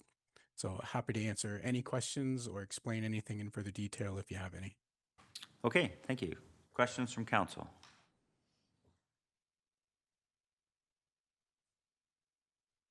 Councilor Alward? Thanks, Your Worship. No questions. I was just going to say I've received a lot of positive comment about this project, and I think it's absolutely worth doing. So happy to see what it's going to look like when it's done. Okay, thank you. Anything further from council? All right, seeing nothing, I'll put the motion on the floor then. That report DCS 24-2026 Friendship Center interior refresh be received, and that council awards the project to update the Friendship Center to Trigon Construction Management for the tender price of $115,700.70, inclusive of taxes and contingencies, and that council approves a variance of $9,192.06 to be funded from the General Capital Reserve, and the council approves an additional transfer of $13,861 from the General Capital Reserve to fund the shortfall from anticipated donations towards the project. Someone willing to move that motion? Moved by Councillor Alward, second by Councillor Pridham. Any further discussion? Seeing none, I'll call the question. All those in favor? Motion is carried. All right, thank you for your report. Thank you. Moving on to item 8.11, the June monthly report for culture, tourism, and engagement. Ms. Cupperly, please. Good evening, good evening, Mayor Strathby and Council. Just a couple of things that I wish to highlight on my report. So the We Lend a Hand film screening was a great success in late May. We had 329 people attend, and we brought in over $7,000 in revenue that day. So that revenue was split between the St. Mary's Museum, the Friends of the St. Mary's Museum, and the We Lend a Hand film company. So the museum profited just shy of $1,700 that evening. The museum is in full summer mode now, so we had 3 exhibits open in early June, one on British home children, one on the history of building in St. Mary's, and then St. Mary's Has Pride. So those all officially opened at our summer open house on June 6th, which we had 34 people in attendance, and so now we're open straight through until the end of August, 7 days a week. Coming up, we are doing the Summer in St. Mary's Passport for a 3rd summer in a row, so promotion for that will start tomorrow and is following the same concept that it has in previous years. So I believe there are 11 participating sites, all various tourism destinations in St. Mary's. If you get 6 stamps over the course of the summer, you can enter to win $100 in St. Mary's money. So we see both locals and tourists participating in that program. We're also reinstating the Picture St. Mary's Past and Present Photo Contest. So I'd love for council to start thinking about what they'd like to recreate this year. We did do this contest about 5 years ago, so folks could choose a photo from our Picture St. Mary's website and then recreate that image. At that point, we were in COVID lockdown, so it was kind of an activity for folks to do while they were in isolation, and we just added them to our social media, and people could vote by liking the photo. This year, we will be taking a slightly different approach, and displaying all of the images at the museum during Heritage Festival weekend to encourage folks to come in and vote in person. The museum is kind of taking the lead on Canada Day operations, so we have met with our new tourism and events staff, and we'll be kind of taking a joint approach to that this year, but everything's well in hand and well planned. For the Stonetown Summer Series, we will be leading weekly heritage tours every Thursday during the month of July to kind of help promote the summer series as a month-long series, and then just kind of test the waters for how weekly tours might work in future summers. And then, of course, we'll be leading the Heritage Festival tours on the actual July 25th events day. In economic development and tourism, so we are now finally fully staffed in that department. So our tourism and events coordinator started last week, and our tourism and events summer assistant started in late May. So they have hit the ground running with kind of getting caught up on social media promotion and all last minute planning for the Stonetown Summer Series and Heritage Festival. The Yak Shack opened on May 21st, and as of this report deadline on June 10th, we've had 129 bookings for that. This past week, we did run into our first weather cancellations with the high water, and that system, working in collaboration with our fire department, seems to be working well. So that was kind of my first time being exposed to how that communication works, and I was quite pleased with the way that worked. The 4 artistic banner concepts were finalized, and Ms. Deeks did pick up the actual banners last night, so they are in our possession and ready to install as soon as the Pride banners come down at the end of the month. And then finally, just the communications department did step in to provide quite a bit of continuity during the short staffing period we had there for tourism and events. So we're kind of just working on transitioning that back to our tourism and events staff.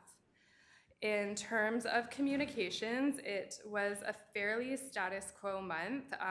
Visitor numbers were up for both the Town of St. Mary's website and the tourism website. So I'm looking forward to tracking those throughout the summer to see if that is kind of a seasonal fluctuation with more tourists presumably being interested in St. Mary's during the summer months.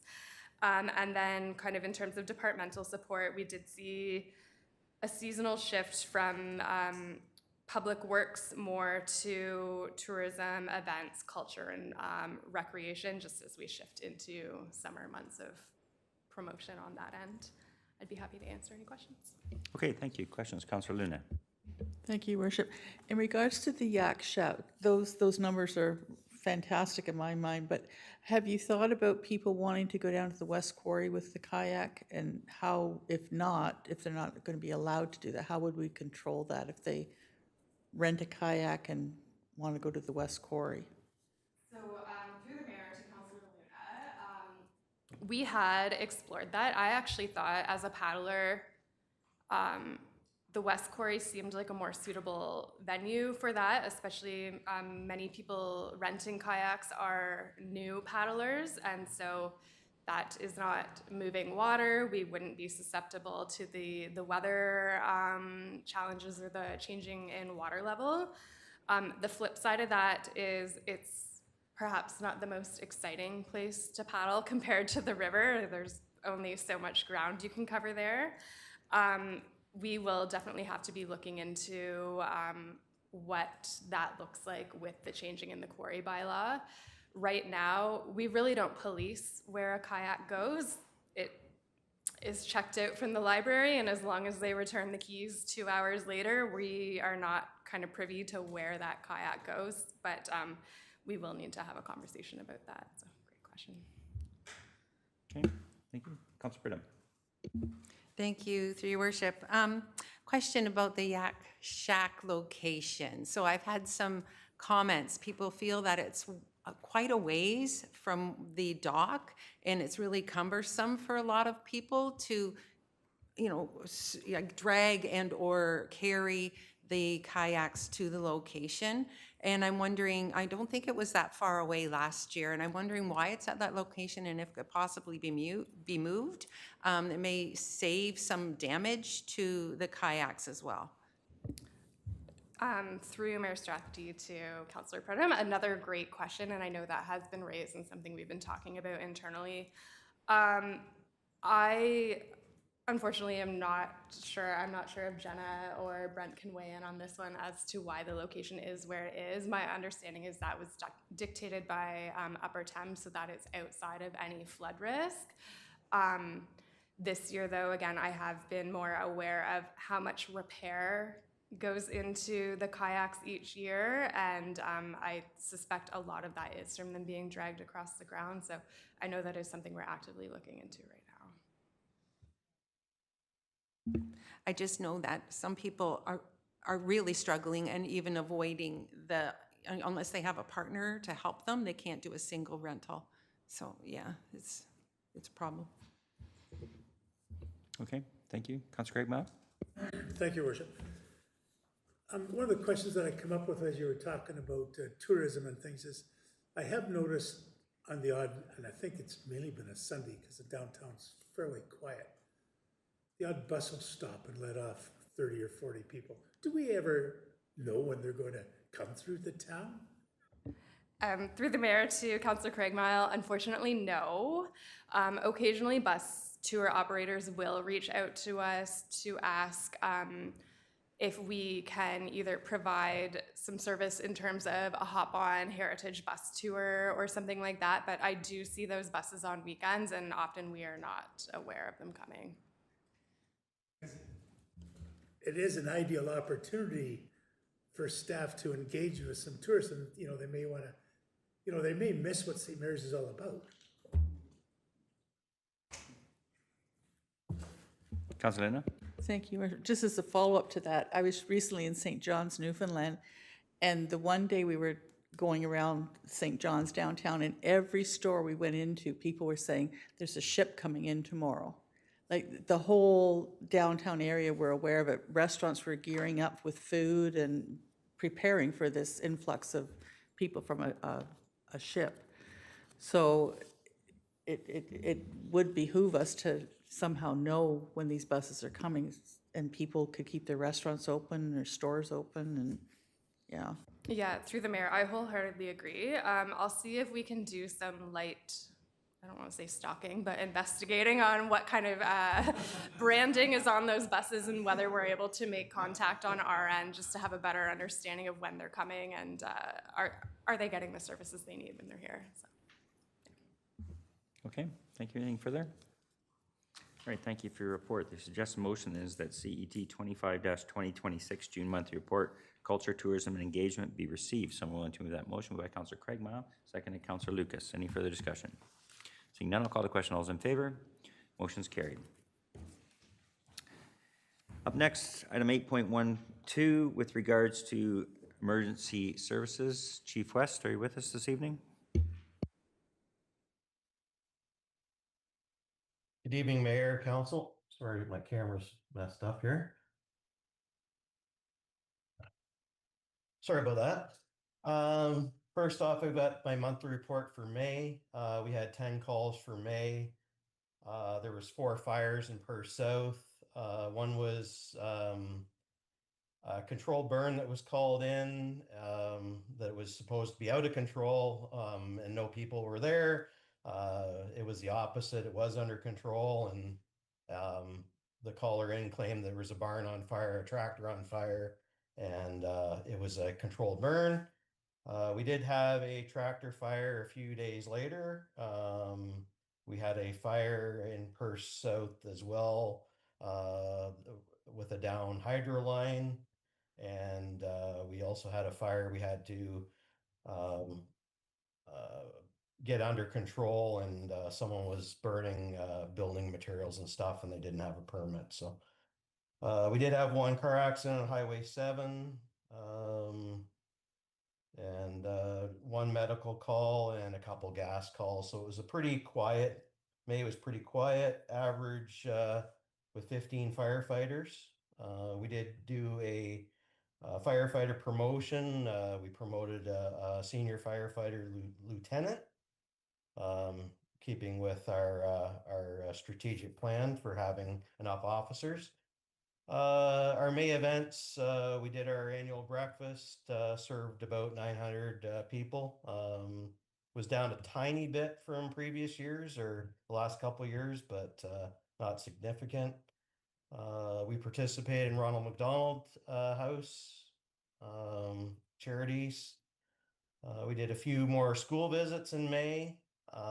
We attended a good presentation, mutual aid presentation in Shakespeare, where the Perth County EMS reviewed their new CPR and defibrillator machines. That was good. On the training site in St. Mary's, we did pump operations, search and rescue, then enter, isolate, search through an upstairs window of a house that we had to use. We did water training at the quarry, and that's about it. And just from earlier, through the mayor to Councillor Craigmile had a question about whether we'd like to participate or use the West Quarry at some point for training, and I think that would be a super idea. And be happy to take any questions. Okay, thank you, sir. Questions from council? Councillor Craigmile. Thank you, Chief West. I just wanted to bring up that, was it last Saturday or Saturday before? I can't remember now. It was a townwide garage sales. And there was people parked right as you're going into your driveway and parking inside. I pulled over and asked them, and I got some not so great answers. But it's difficult if you had an emergency and you're trying to get into your own parking lot and getting the fire trucks wanted out. I mean, at the south end, they were right there in the boulevard, and the cars were parked, and some of them were taking up half the entrance going in as their other cars were in there parking. I mean, I just wanted to give you a heads up so you'd know when this kind of stuff's happening. And I did talk to a couple of your firefighters who were in doing training later on the day, and I says, "Oh, you finally got them to move?" And they says, "No, they were gone before we got here." So I just thought I'd fill you in on that. Okay. Yeah, through the mayor to Councillor Craigmile. Yeah, good point. I've seen that over the years where it's very tight traffic in St. Mary's during that day. So hopefully the police that a little bit where we're not double parked, triple parked. And if people hear the sirens, hopefully they get out of our way, and we just have to proceed with caution, trying to get to where we need to go. But it definitely is a concern, for sure. Okay, thank you. Anything further from council? Councillor Lucas? Thank you, through the mayor. Chief West, can I just, I was great to see the 10 calls for service in May. In previous reports, you'd had kind of the year over year, and I kind of like to see those stats so we can kind of see where we're trending. So I'm wondering if you can kind of just include that. It's just for my own information, I just like to see where we're headed. Through the mayor to Councillor Lucas. Yeah, that was a good point. I was reviewing my report earlier today, and I'm like, I didn't put the year-to-date numbers in, but we are actually pleased to announce that we are flat year over year. Awesome. So I hope we're bucking the trend of that 10% increase. So. Yeah, awesome. Thank you. Okay, thank you for that. Anything further? Okay, thank you for your report. So the suggested motion is that FD 07-2026 June monthly report emergency services be received. Someone willing to move that motion? Moved by Councillor Craigmile, second by Councillor Luna. Any further discussion? Seeing none, I'll call the question. All those in favor? Motion's carried. Next up, with regards to the tiered response memorandum of understanding, Chief West, please. Thank you, Mr. Mayor, Council.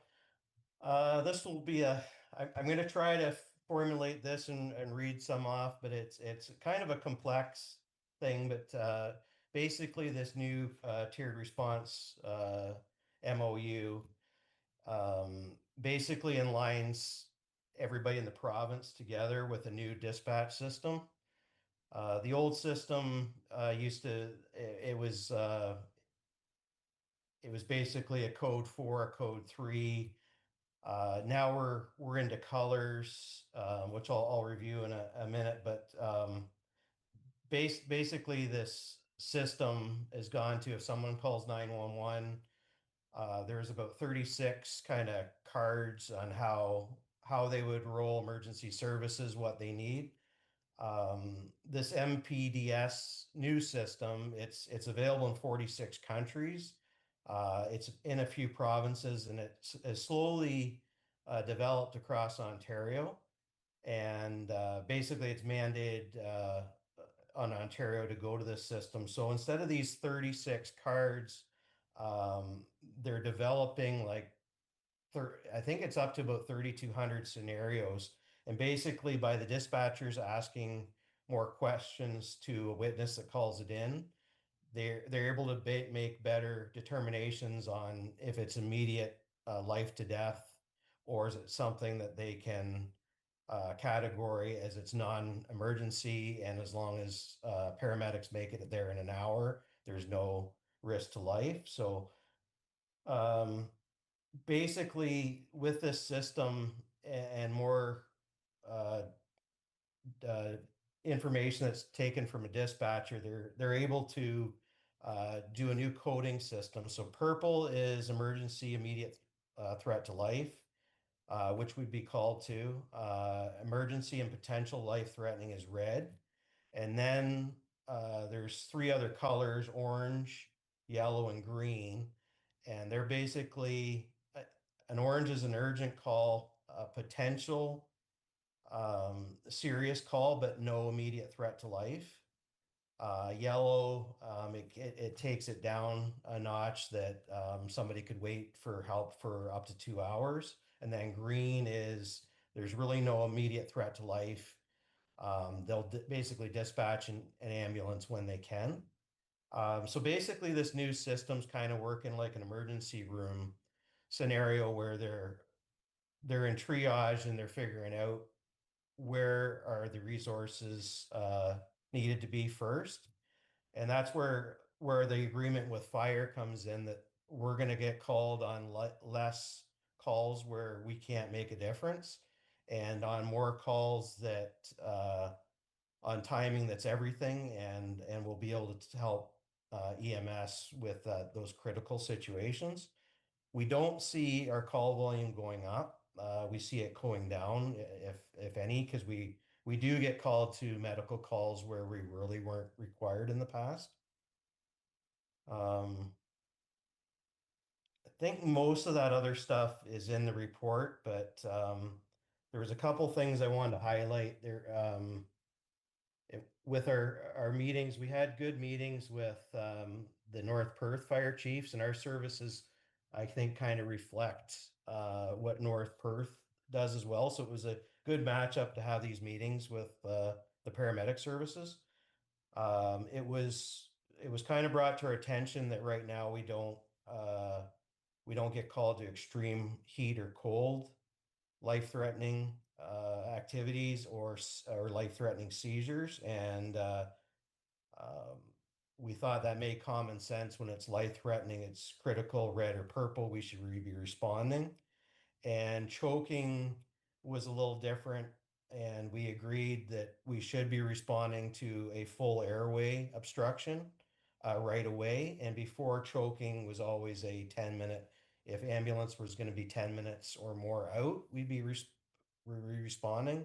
But we both thought it was probably better to serve the public that we be, if it's a full obstruction, now that the dispatchers are asking all these questions by the witness that calls it in, then we're dispatched right away.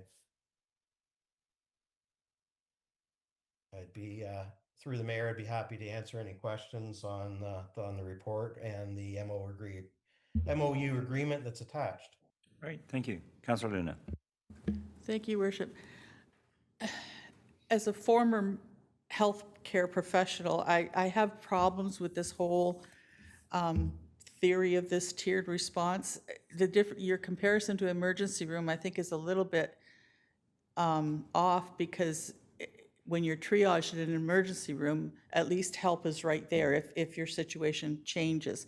If you're at home or out in the country and your situation changes, you got to recall and do all that. That's just my personal opinion about all of this. But what my question is anybody assessing this if it's effective and without any detrimental outcomes for people? Like, it just seems off to me that they're doing this, and to me, it seems like a cost-saving method, and I just want to know if there's been any detrimental outcomes in places that have introduced this. Through the mayor to Councilor Luna,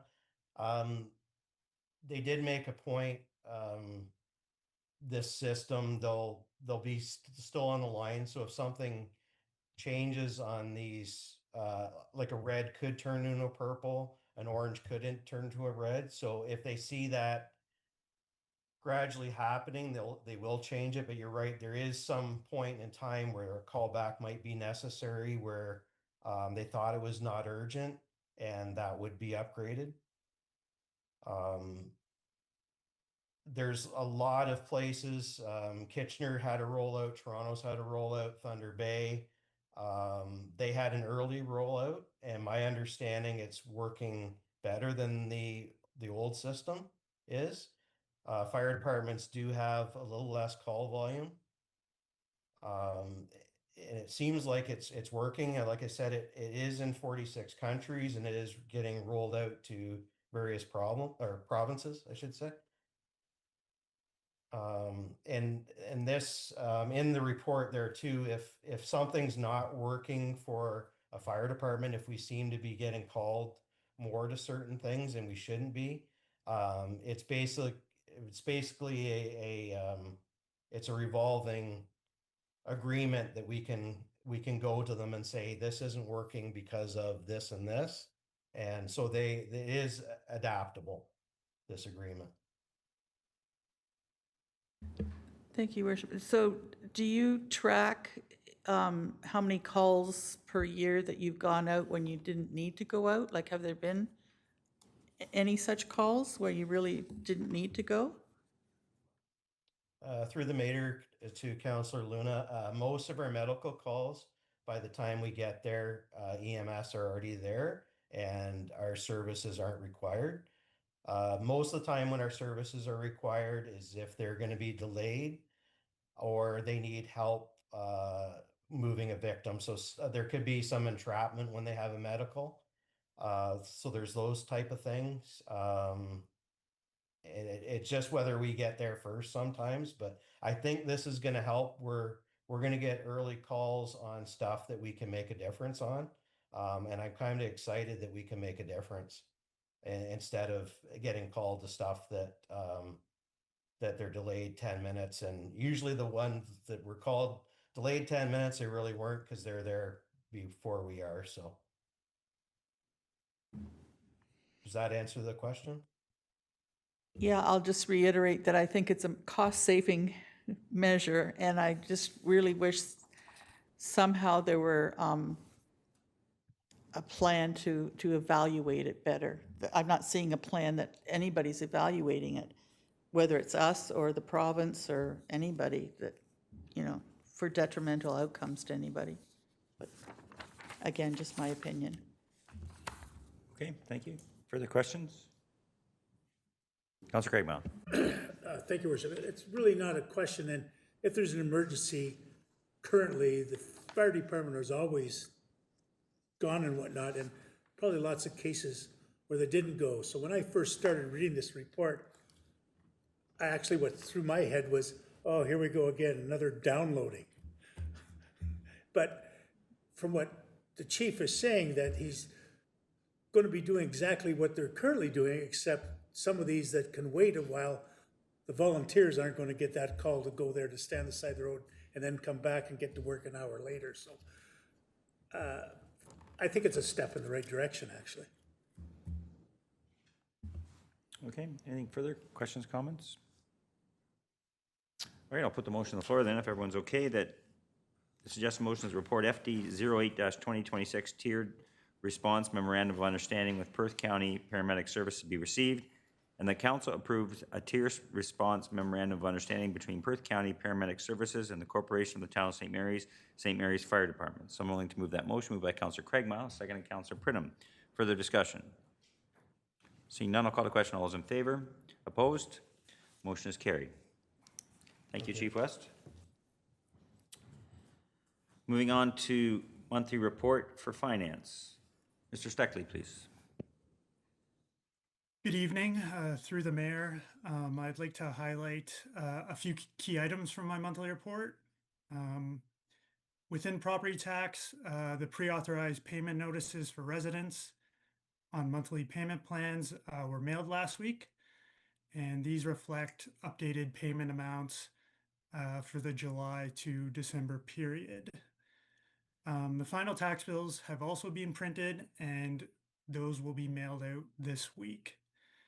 We did encounter an issue with electronic tax bills, and those affected residents have been contacted directly by email and will receive a physical copy of their tax bill. We're continuing to investigate the root cause. However, preliminary findings suggest that it was a back-end issue where data did not transpose properly on the tax statements. So the due dates and final tax amounts were not accurate in the emailed version. So while thorough testing had been completed, these issues can occur, as I'm sure everyone's aware of with technology. We will ensure that these are fully resolved ahead of the 2027 interim tax billing cycle. With respect to Service Ontario, the Finance Department partnered with Communications on an awareness campaign just to better inform residents about the range of services offered at our office. Previously, we've received feedback that indicated some customers were unaware of available transactions at our location.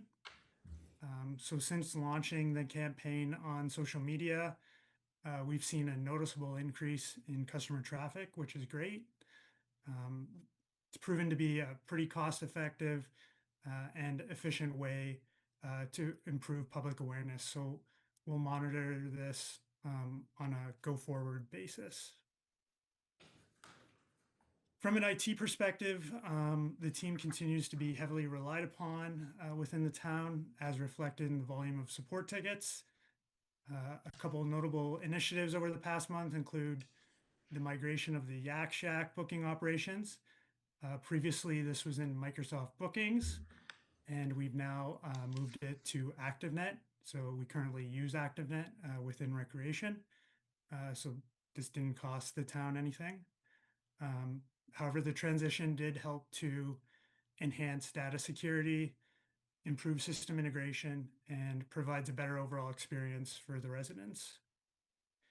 In addition, the town has begun phasing in disabling USB data drive access across departments, and this just represents an important step in reducing the risk of unauthorized data extraction. Lastly, I'm pleased to share that our new finance manager, Jordan Jarrett, joined the town on May 25th. She's already made a strong start and will be a valuable addition to the team going forward. And with that, I'd be happy to answer any questions. Okay, thank you. Questions from council? Councilor Lucas. Thank you, through the mayor. Spencer, I'm just questioning, do you know what the uptake was on the email tax bills? I know you sent it out last year. I'm just curious if you had even a rough number of how many, because you had to actively opt into that service, as I understand. Yep. So through the mayor to Councillor Lucas, we had 235 properties, and that represented about 214 residents. Some of those were corporations and owned multiple properties. We've only included those who have opted in since the beginning of the year, and those who have not, or those who have previously opted in, will need to re-opt in going forward. And so within the tax bills, we're sending out slips to links to the website where residents can sign up for electronic billing or electronic tax bills. Okay, thank you. Anything further? All right, seeing nothing, I'll put a motion on the floor that FIN 14-2026 June monthly report finance be received. So I'm willing to move that motion. Moved by Councilor Pridham, second by Councilor Lucas. Any further discussion? Seeing none, I'll call the question. All those in favor? Motion's carried. Thank you for that. Moving on to a report with regards to Canada-Ontario Development Charges Reduction Program. Mr. Steckley, please. Okay, thank you through the mayor. This report provides an overview of the new Canada-Ontario Development Charges Reduction Program, or DCRP. And my report outlines staff's analysis and rationale for not submitting an application under the current intake. Just to give a bit of background, on June 1st, the federal and provincial governments jointly launched the DCRP, committing up to $8.8 billion over 10 years towards housing enabling infrastructure. The program is intended to reduce the cost of building new homes and accelerate residential construction across the province. Participation was voluntary, but as you will see in my report, it comes with significant conditions.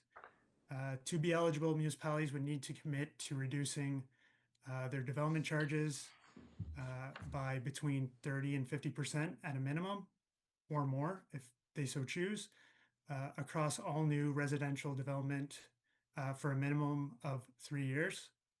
And then in return, successful applicants may receive funding of up to 90% of eligible project costs. And just to note, the window for the intake was very narrow, running only from June 10th to June 19th. So staff completed a thorough analysis of the program and its applicability to the town, and a few key findings shaped our conclusion. Firstly, our DC rates are already comparatively low with surrounding municipalities. Recent Canadian Mortgage and Housing Corporation research confirms that further reductions in low DC municipalities have a minimal impact on housing viability or affordability. And just for context, even a 50% reduction in our residential DC rate would translate to approximately $7,150 per unit. And this works out to effectively 1% of the average home price in St. Mary's at the moment. Secondly, the town's growth volumes are modest based on the Canadian Mortgage and Housing Corporation modeling. A 50% reduction in our DCs could reasonably be expected to generate only about 2 additional housing units per year. And this would significantly limit the competitiveness of any application we brought forward. Third, we only had one project in our DC background study that met the program's shovel-ready criteria within the required timeline, that being the library expansion at 14 Church Street. One thing to note, this project is not housing enabling, meaning it would only be considered on a secondary basis without priority in the evaluation process. And then finally, we have to consider the fiscal and equity considerations. Reducing DCs would shift approximately $79,880 from DC revenues onto general revenues or taxes and user rates if an application were submitted for 14 Church.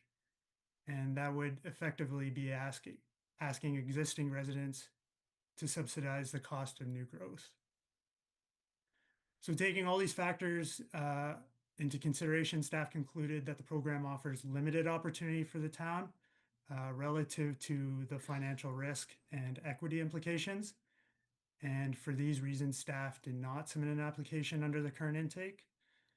We will continue to monitor for additional program details, particularly around those expected for rural, small, and northern municipalities. which I've heard it will be forthcoming very soon, and will report back to council if future opportunities warrant consideration. And with that, I'd be happy to answer any questions. Okay, thank you. Questions from council? Councilor Brittam. Thank you, through your worship. I just want to commend you on a very well thought out report, and thank you for your guidance, because I think you're right on. Thanks. You're welcome. Okay, thank you. Councilor Craig Mao? Through the mayor, Spencer, can you help me remember? I think it was just the time we did the last development, the DC charges study. I think we were forced in at that time we couldn't increase them. We had to we're mandated to reduce them by 30% or something. Are they currently still reduced? Through the mayor to Councillor Craig Mile. I'm not sure if you're referring back to the phase-in, so the legislation has since changed then. They brought in a new bill in 24. So currently no phase-in exists anymore. Okay. So we're not having to subsidize the DCs, whereas before, in a given year, the town would need to subsidize a percentage of the DCs over a period of time. So that no longer exists. Thank you. You're welcome. Okay, anything further? One of the things that is of note that several of our neighboring municipalities did not apply for the provincial program as well, too. The city of Stratford being the largest one, so just of note. Okay, anything further on this topic? Okay, I'll put a motion on the floor then that report FIN 15-2026 Canada-Ontario Development Charges Reduction Program be received. Someone willing to move that motion by Councillor Alward, second to Councillor Pridham. Any further discussion? Seeing none, I'll call the question. All those in favor? Motion's carried. Next up, a report with regards to annual development charge report for 2024 and 2025. Thank you, through the mayor. This report presents the treasurer's annual development charge statements for the years ended December 31st, 2024 and December 31st, 2025. Under the Development Charges Act, the treasurer is required to report annually on the financial activity of all DC reserve funds. As council is aware, development charges are collected from new development to help fund growth-related infrastructure, such as roads, water, wastewater, parks, municipal facilities, ensuring that the cost of growth is appropriately borne by growth itself. In 2024, the town collected approximately $283,000 in development charges and transferred just over $1.37 million from DC reserves to support eligible growth-related capital and in 2025, collections increased to approximately $415,000, with $6.24 million transferred to growth-related initiatives. And I just want to note that $5 million of that 6.24 relates to proceeds of debt received during 2025, which again relates to the wastewater treatment plant, and that was to reimburse previous year's expenditures. DC reserve funds are legislatively restricted to projects identified in the town's DC background study, and from time to time, individual reserves may reflect a temporary deficit where projects are delivered in advance of collections, and these are you can see on my statements that some of the DC reserves are actually in a negative balance. The timing of these differences are anticipated as part of the rate setting process and are managed, for instance, through growth-related debt, which is repaid through future DC revenues. So some recent examples would include the fire hall expansion and the aforementioned wastewater treatment plant upgrades. So currently the DC revenue that we're receiving now is going towards the debt repayment on those projects. The town remains compliant with the requirements introduced through Bill 23 and Bill 185, including the 60% annual spending threshold for water and wastewater reserves. The one exception is the Highway Services Reserve, where planned future capital expenditures are expected to bring the town into compliance consistent with the projections set out in the current DC study. As of year end, DC reserve fund balances total approximately 1.72 million in 24 and 950,000 in 2025.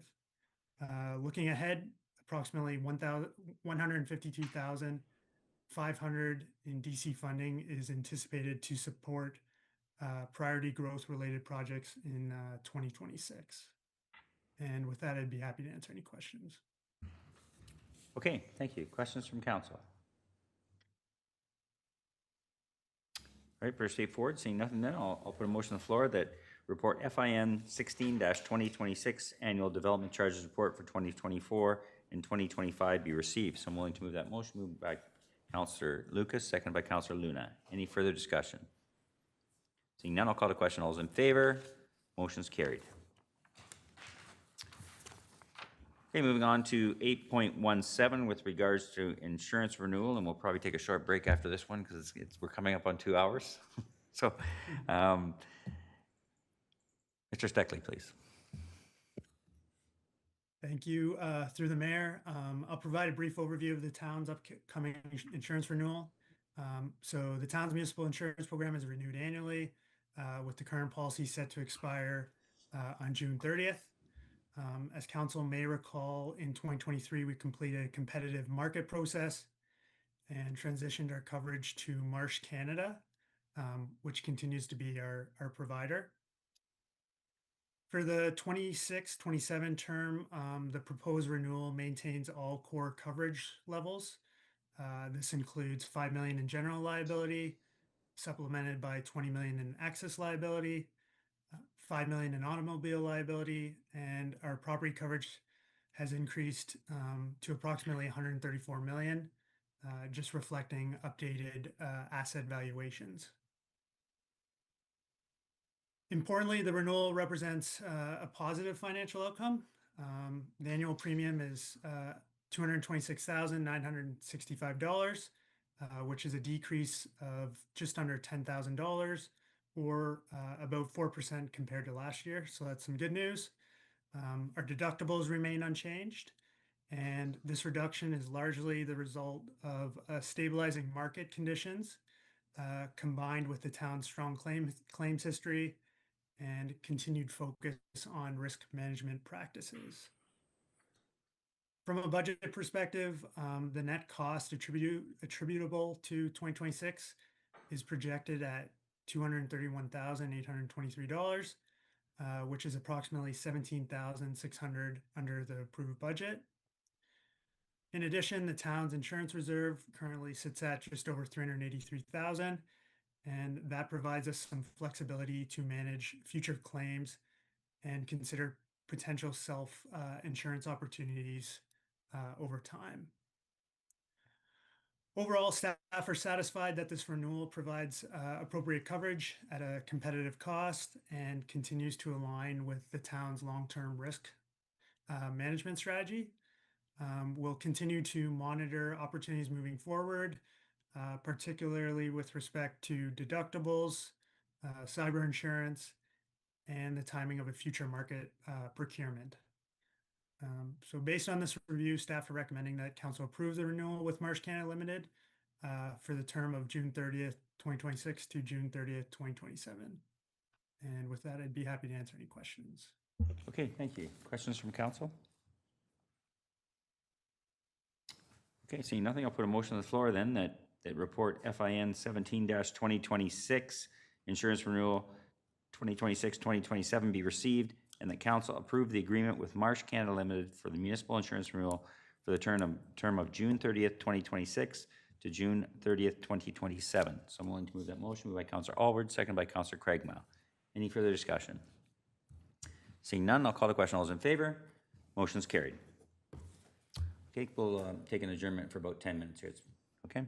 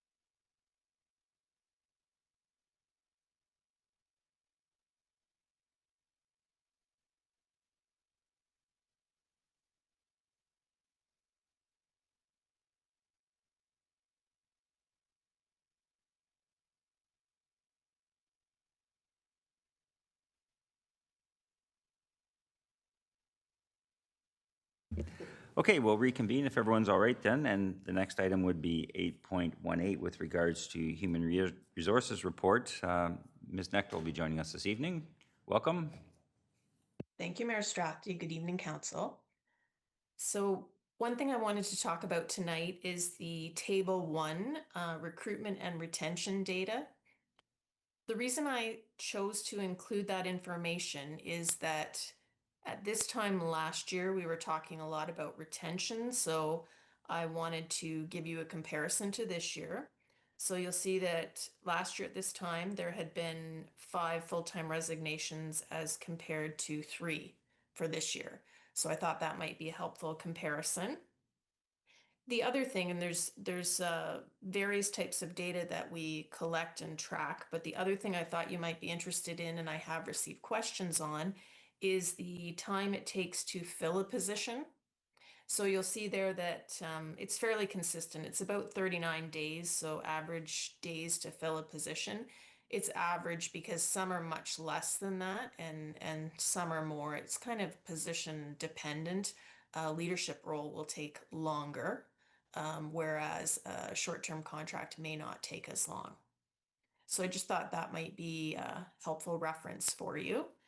The only other thing I was hoping to mention this evening, and it's not on the report, has to do with the employee recognition event that was held last week.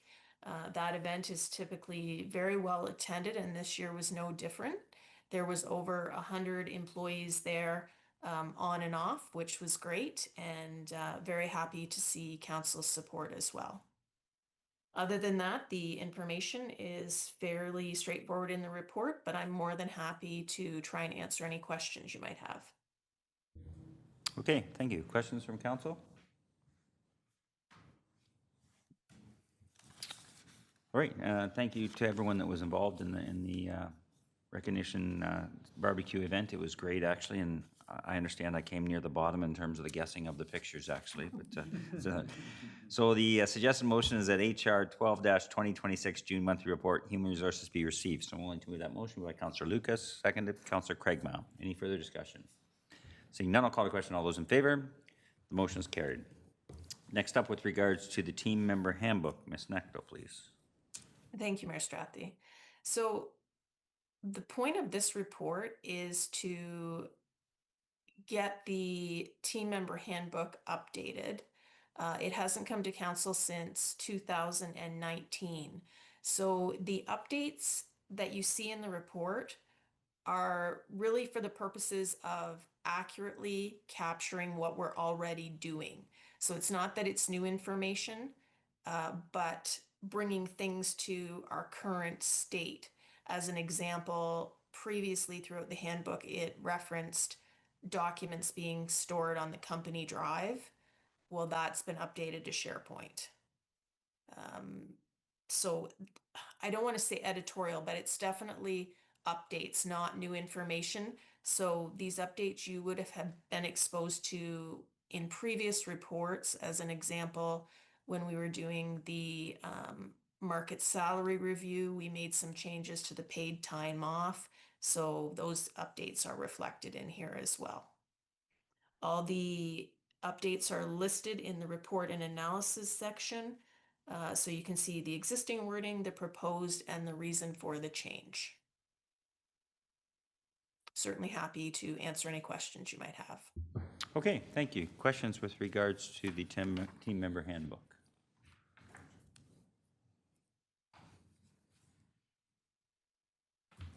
Okay, I don't see anything. Everyone seems pretty satisfied. Thank you for updating us and making me aware. I know I certainly learned a lot reading it.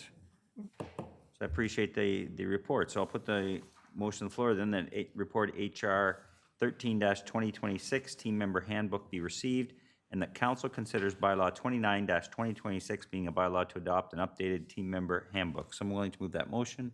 Moved by Councillor Pridham, second by Councillor Alward. Any discussion? Seeing none, I'll call the question. All those in favor? Motion's carried. Thank you for your report. Thank you. Moving on to 8.20 with regards to the June monthly report for Public Works. Mr. Kelly, please. Your worship, everyone can hear me okay? The report is there. Probably a couple notes of highlight. We did our departmental plan review, and I think we're still on track for a successful year, despite the staff turnover and things like that. But we still are playing catch up from the quarry project.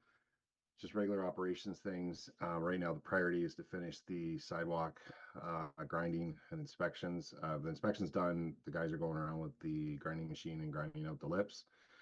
Sanitary flushing is a little bit behind, but they're working on that. And then we started our tall grass flail mowing program. So those are probably 2 to 3 weeks behind where I'd like to be.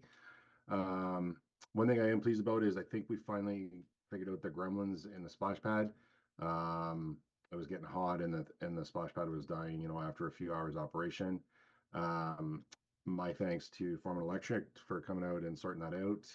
But that just shows you how things are in 2026. You got a plumbing problem, you got to call your electrician. So anyway, we do have it in such a way that I think it will be more resilient and we will be able to troubleshoot a little bit better. And if something goes wrong, we're only going to lose one feature. So we won't lose it for the whole weekend like we did before. And then something that is in the report, the Ontario Jones Tunnel Reconstruction, it's going along quite nicely. We do have some critical water main tie-ins pending this week. There will be some moderate outages in the immediate vicinity of Ontario and Jones. Those are being communicated door to door. There will be a point on Thursday when we'll have one feed for the west end of town, which is not really a concern from that there's only one single feed. The concern that we have is as we change pressures and valves in the system is we might incur water main breaks somewhere else in the system. So we've ensured that we have a full crew on standby on Thursday in case we have to respond. But from a capacity and supply, it's not the end user won't notice anything. It's just we'll have to hurry up and get that done quite quickly. I did get notice from Bell that the geotech is being completed this week on the new cell tower lease. I don't know. It's a slim chance if it gets done in 2026. It might get done in 2026, but it's probably looking at like 2027 installation. And then I'm open to any questions for the report. Thank you. Questions from council? All right, I'll put the motion on the floor then that PW 37-2025 June monthly report Public Works be received. So I'm willing to move that motion. Moved by Councillor Alward, second by Councillor Pridham. Any discussion? Seeing none, I'll call the question. All those in favor? Motion's carried. Moving on to 8.21 with regards to the procurement of the Listec progressive cavity pump. Mr. Blake, please. Thank you, Your Worship. This report is presented to Council for a sole source procurement recommendation. A little background or history on this one. We did go out for open market tender or procurement for this one back in April. Unfortunately, we didn't have any successful vendors submit for the project. We struggled getting a straight answer out of some contractors for the reasonings around that as well. But what we've presented is a path forward that would sole source the procurement of the pump from the pump manufacturer directly from the town, which would actually save us money for not having contractor markup on that pump, which is quite expensive. And then we do have a vendor with Listec International that would install the pump for us and remove the old one, which works out quite nice because this is part of their proprietary system, and they do most of the maintenance on that system for us and have had successful results on some other proprietary pieces of equipment that we've replaced in the last number of years. And with that, I'd take any questions. Okay, questions from council? Councilor Lucas. Thank you, through the mayor. David, I just was reading through that report. Like, what is the life cycle on that Listec system, or do you just continue to plug and play with parts and pieces forever? Through your worship to Councillor Lucas, so that's one thing that we're finding more and more of each year is assets are reaching the end of their life cycle around this time, which has been a large cost center for that facility the last number of years, and partly why one of our projects this year was a critical parts buildup for downtime. So it's it's kind of at that stage now where it's been in operation for just under 20 years, and you're starting to see some of the wear and tear and just the nature of that environment. It's kind of rough on the equipment, so.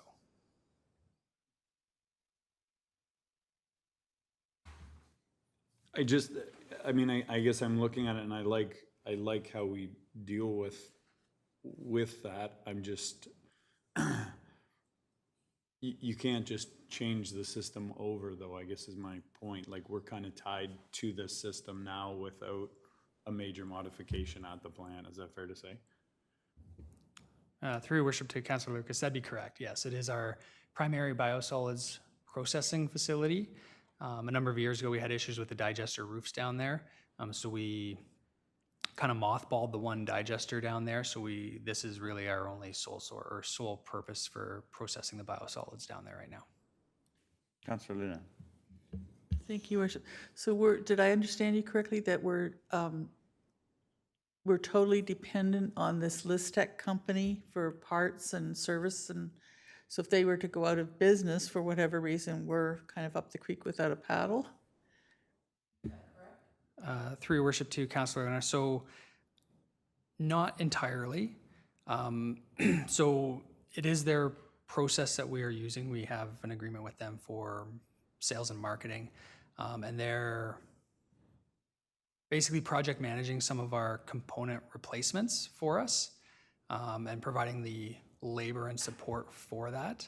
But the process itself, all the parts that go with it are third-party vendor suppliers or manufacturers. So it's a XYZ pump supplied by this company over here that is completely independent from them. So we can have access to all the parts. It's just kind of finding a quote-unquote general contractor to install them for us. Okay, further questions? All right, so I'll put the motion on the floor then. The report PW 34-2026 procurement of Listec's progressive cavity pump P252 be received, and the council approves a sole source procurement of the progressive cavity pump to Syntec Process Equipment Limited for the quoted price of $228,723.30, inclusive of tax, and the council approves a sole source procurement of installation services for the progressive cavity pump to Listec International for the quoted price of $50,312.12, inclusive of taxes, and that council authorize a contingency allowance for the project in the amount of $30,000 to be administered by the Chief Administrative Officer. Someone willing to move that motion? Moved by Councillor Craigmile, seconded Councillor Alward. Any discussion? Seeing none, I'll call the question. All those in favor? Motion's carried. Moving on to 8.22 with regards to engineering services for the water pollution control plant turbo blower. Mr. Blake, please.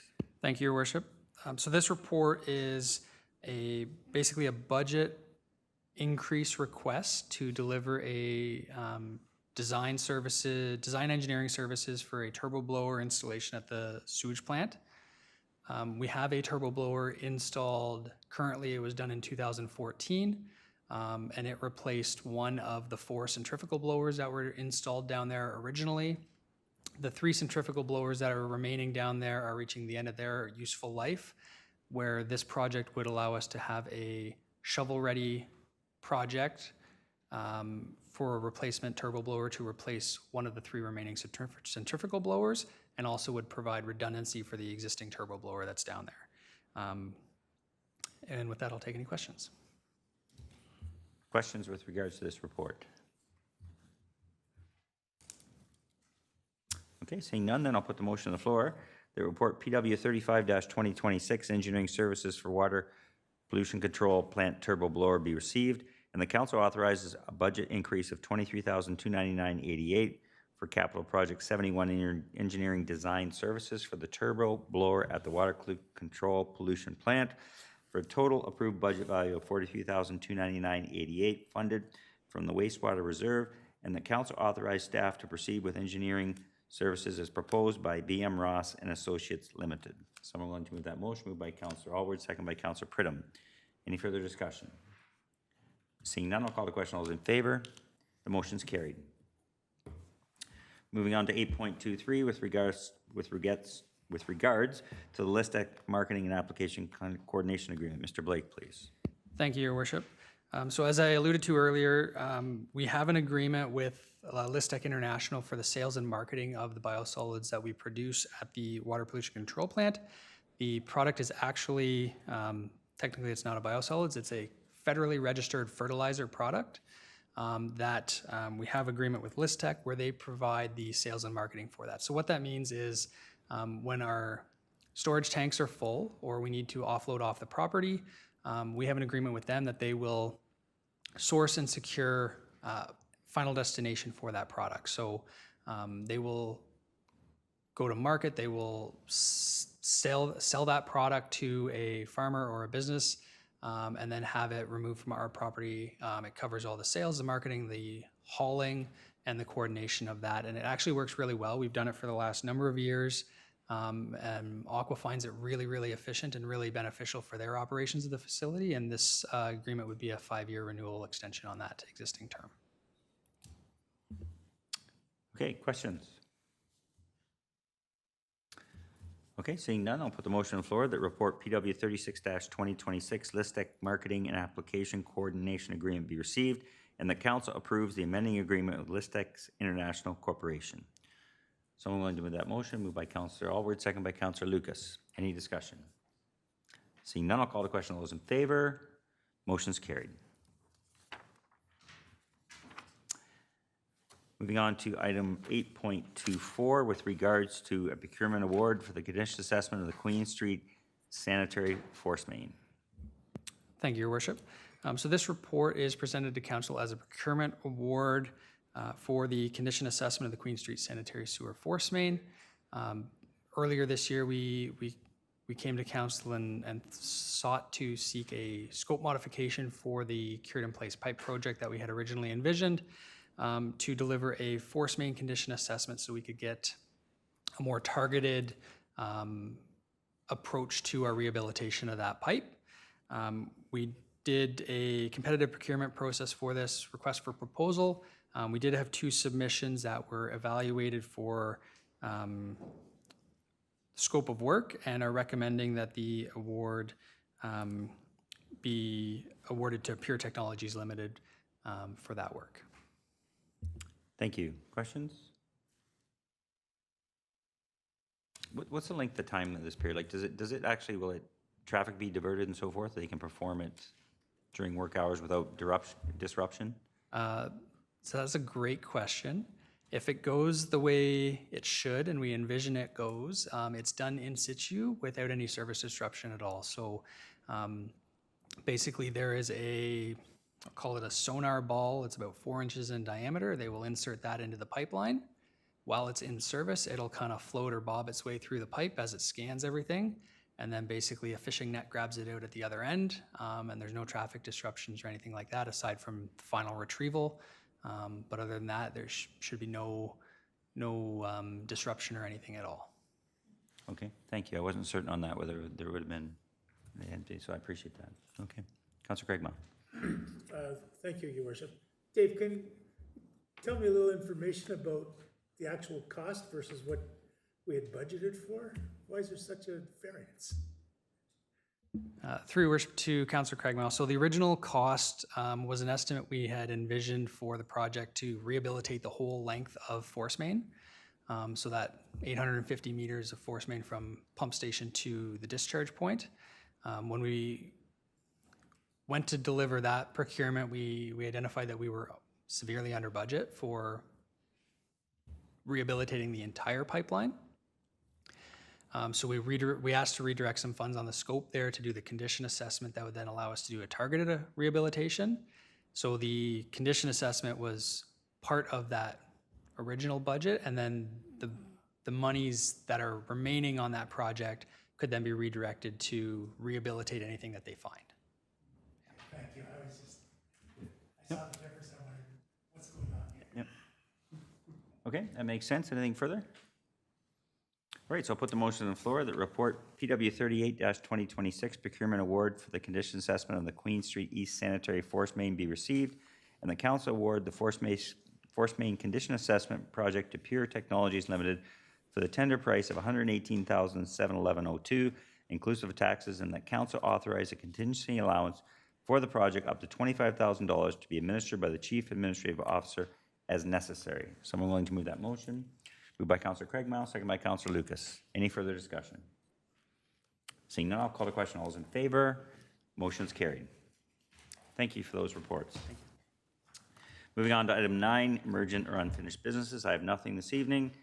Item number 10, notices of motion. I have nothing, which leads us to item number 11, bylaws, of which there are 2 with regards to the quarries bylaw and the team member handbook. The suggested motion is that bylaws 28-2026 and 29-2026 be approved by council. Someone willing to move that motion? Moved by Councillor Alward, second by Councillor Pridham. Any further discussion? Seeing none, I'll call the question. All those in favor? Motion's carried. Under upcoming meetings, July 21st, we have strategic priorities, followed by regular council meeting.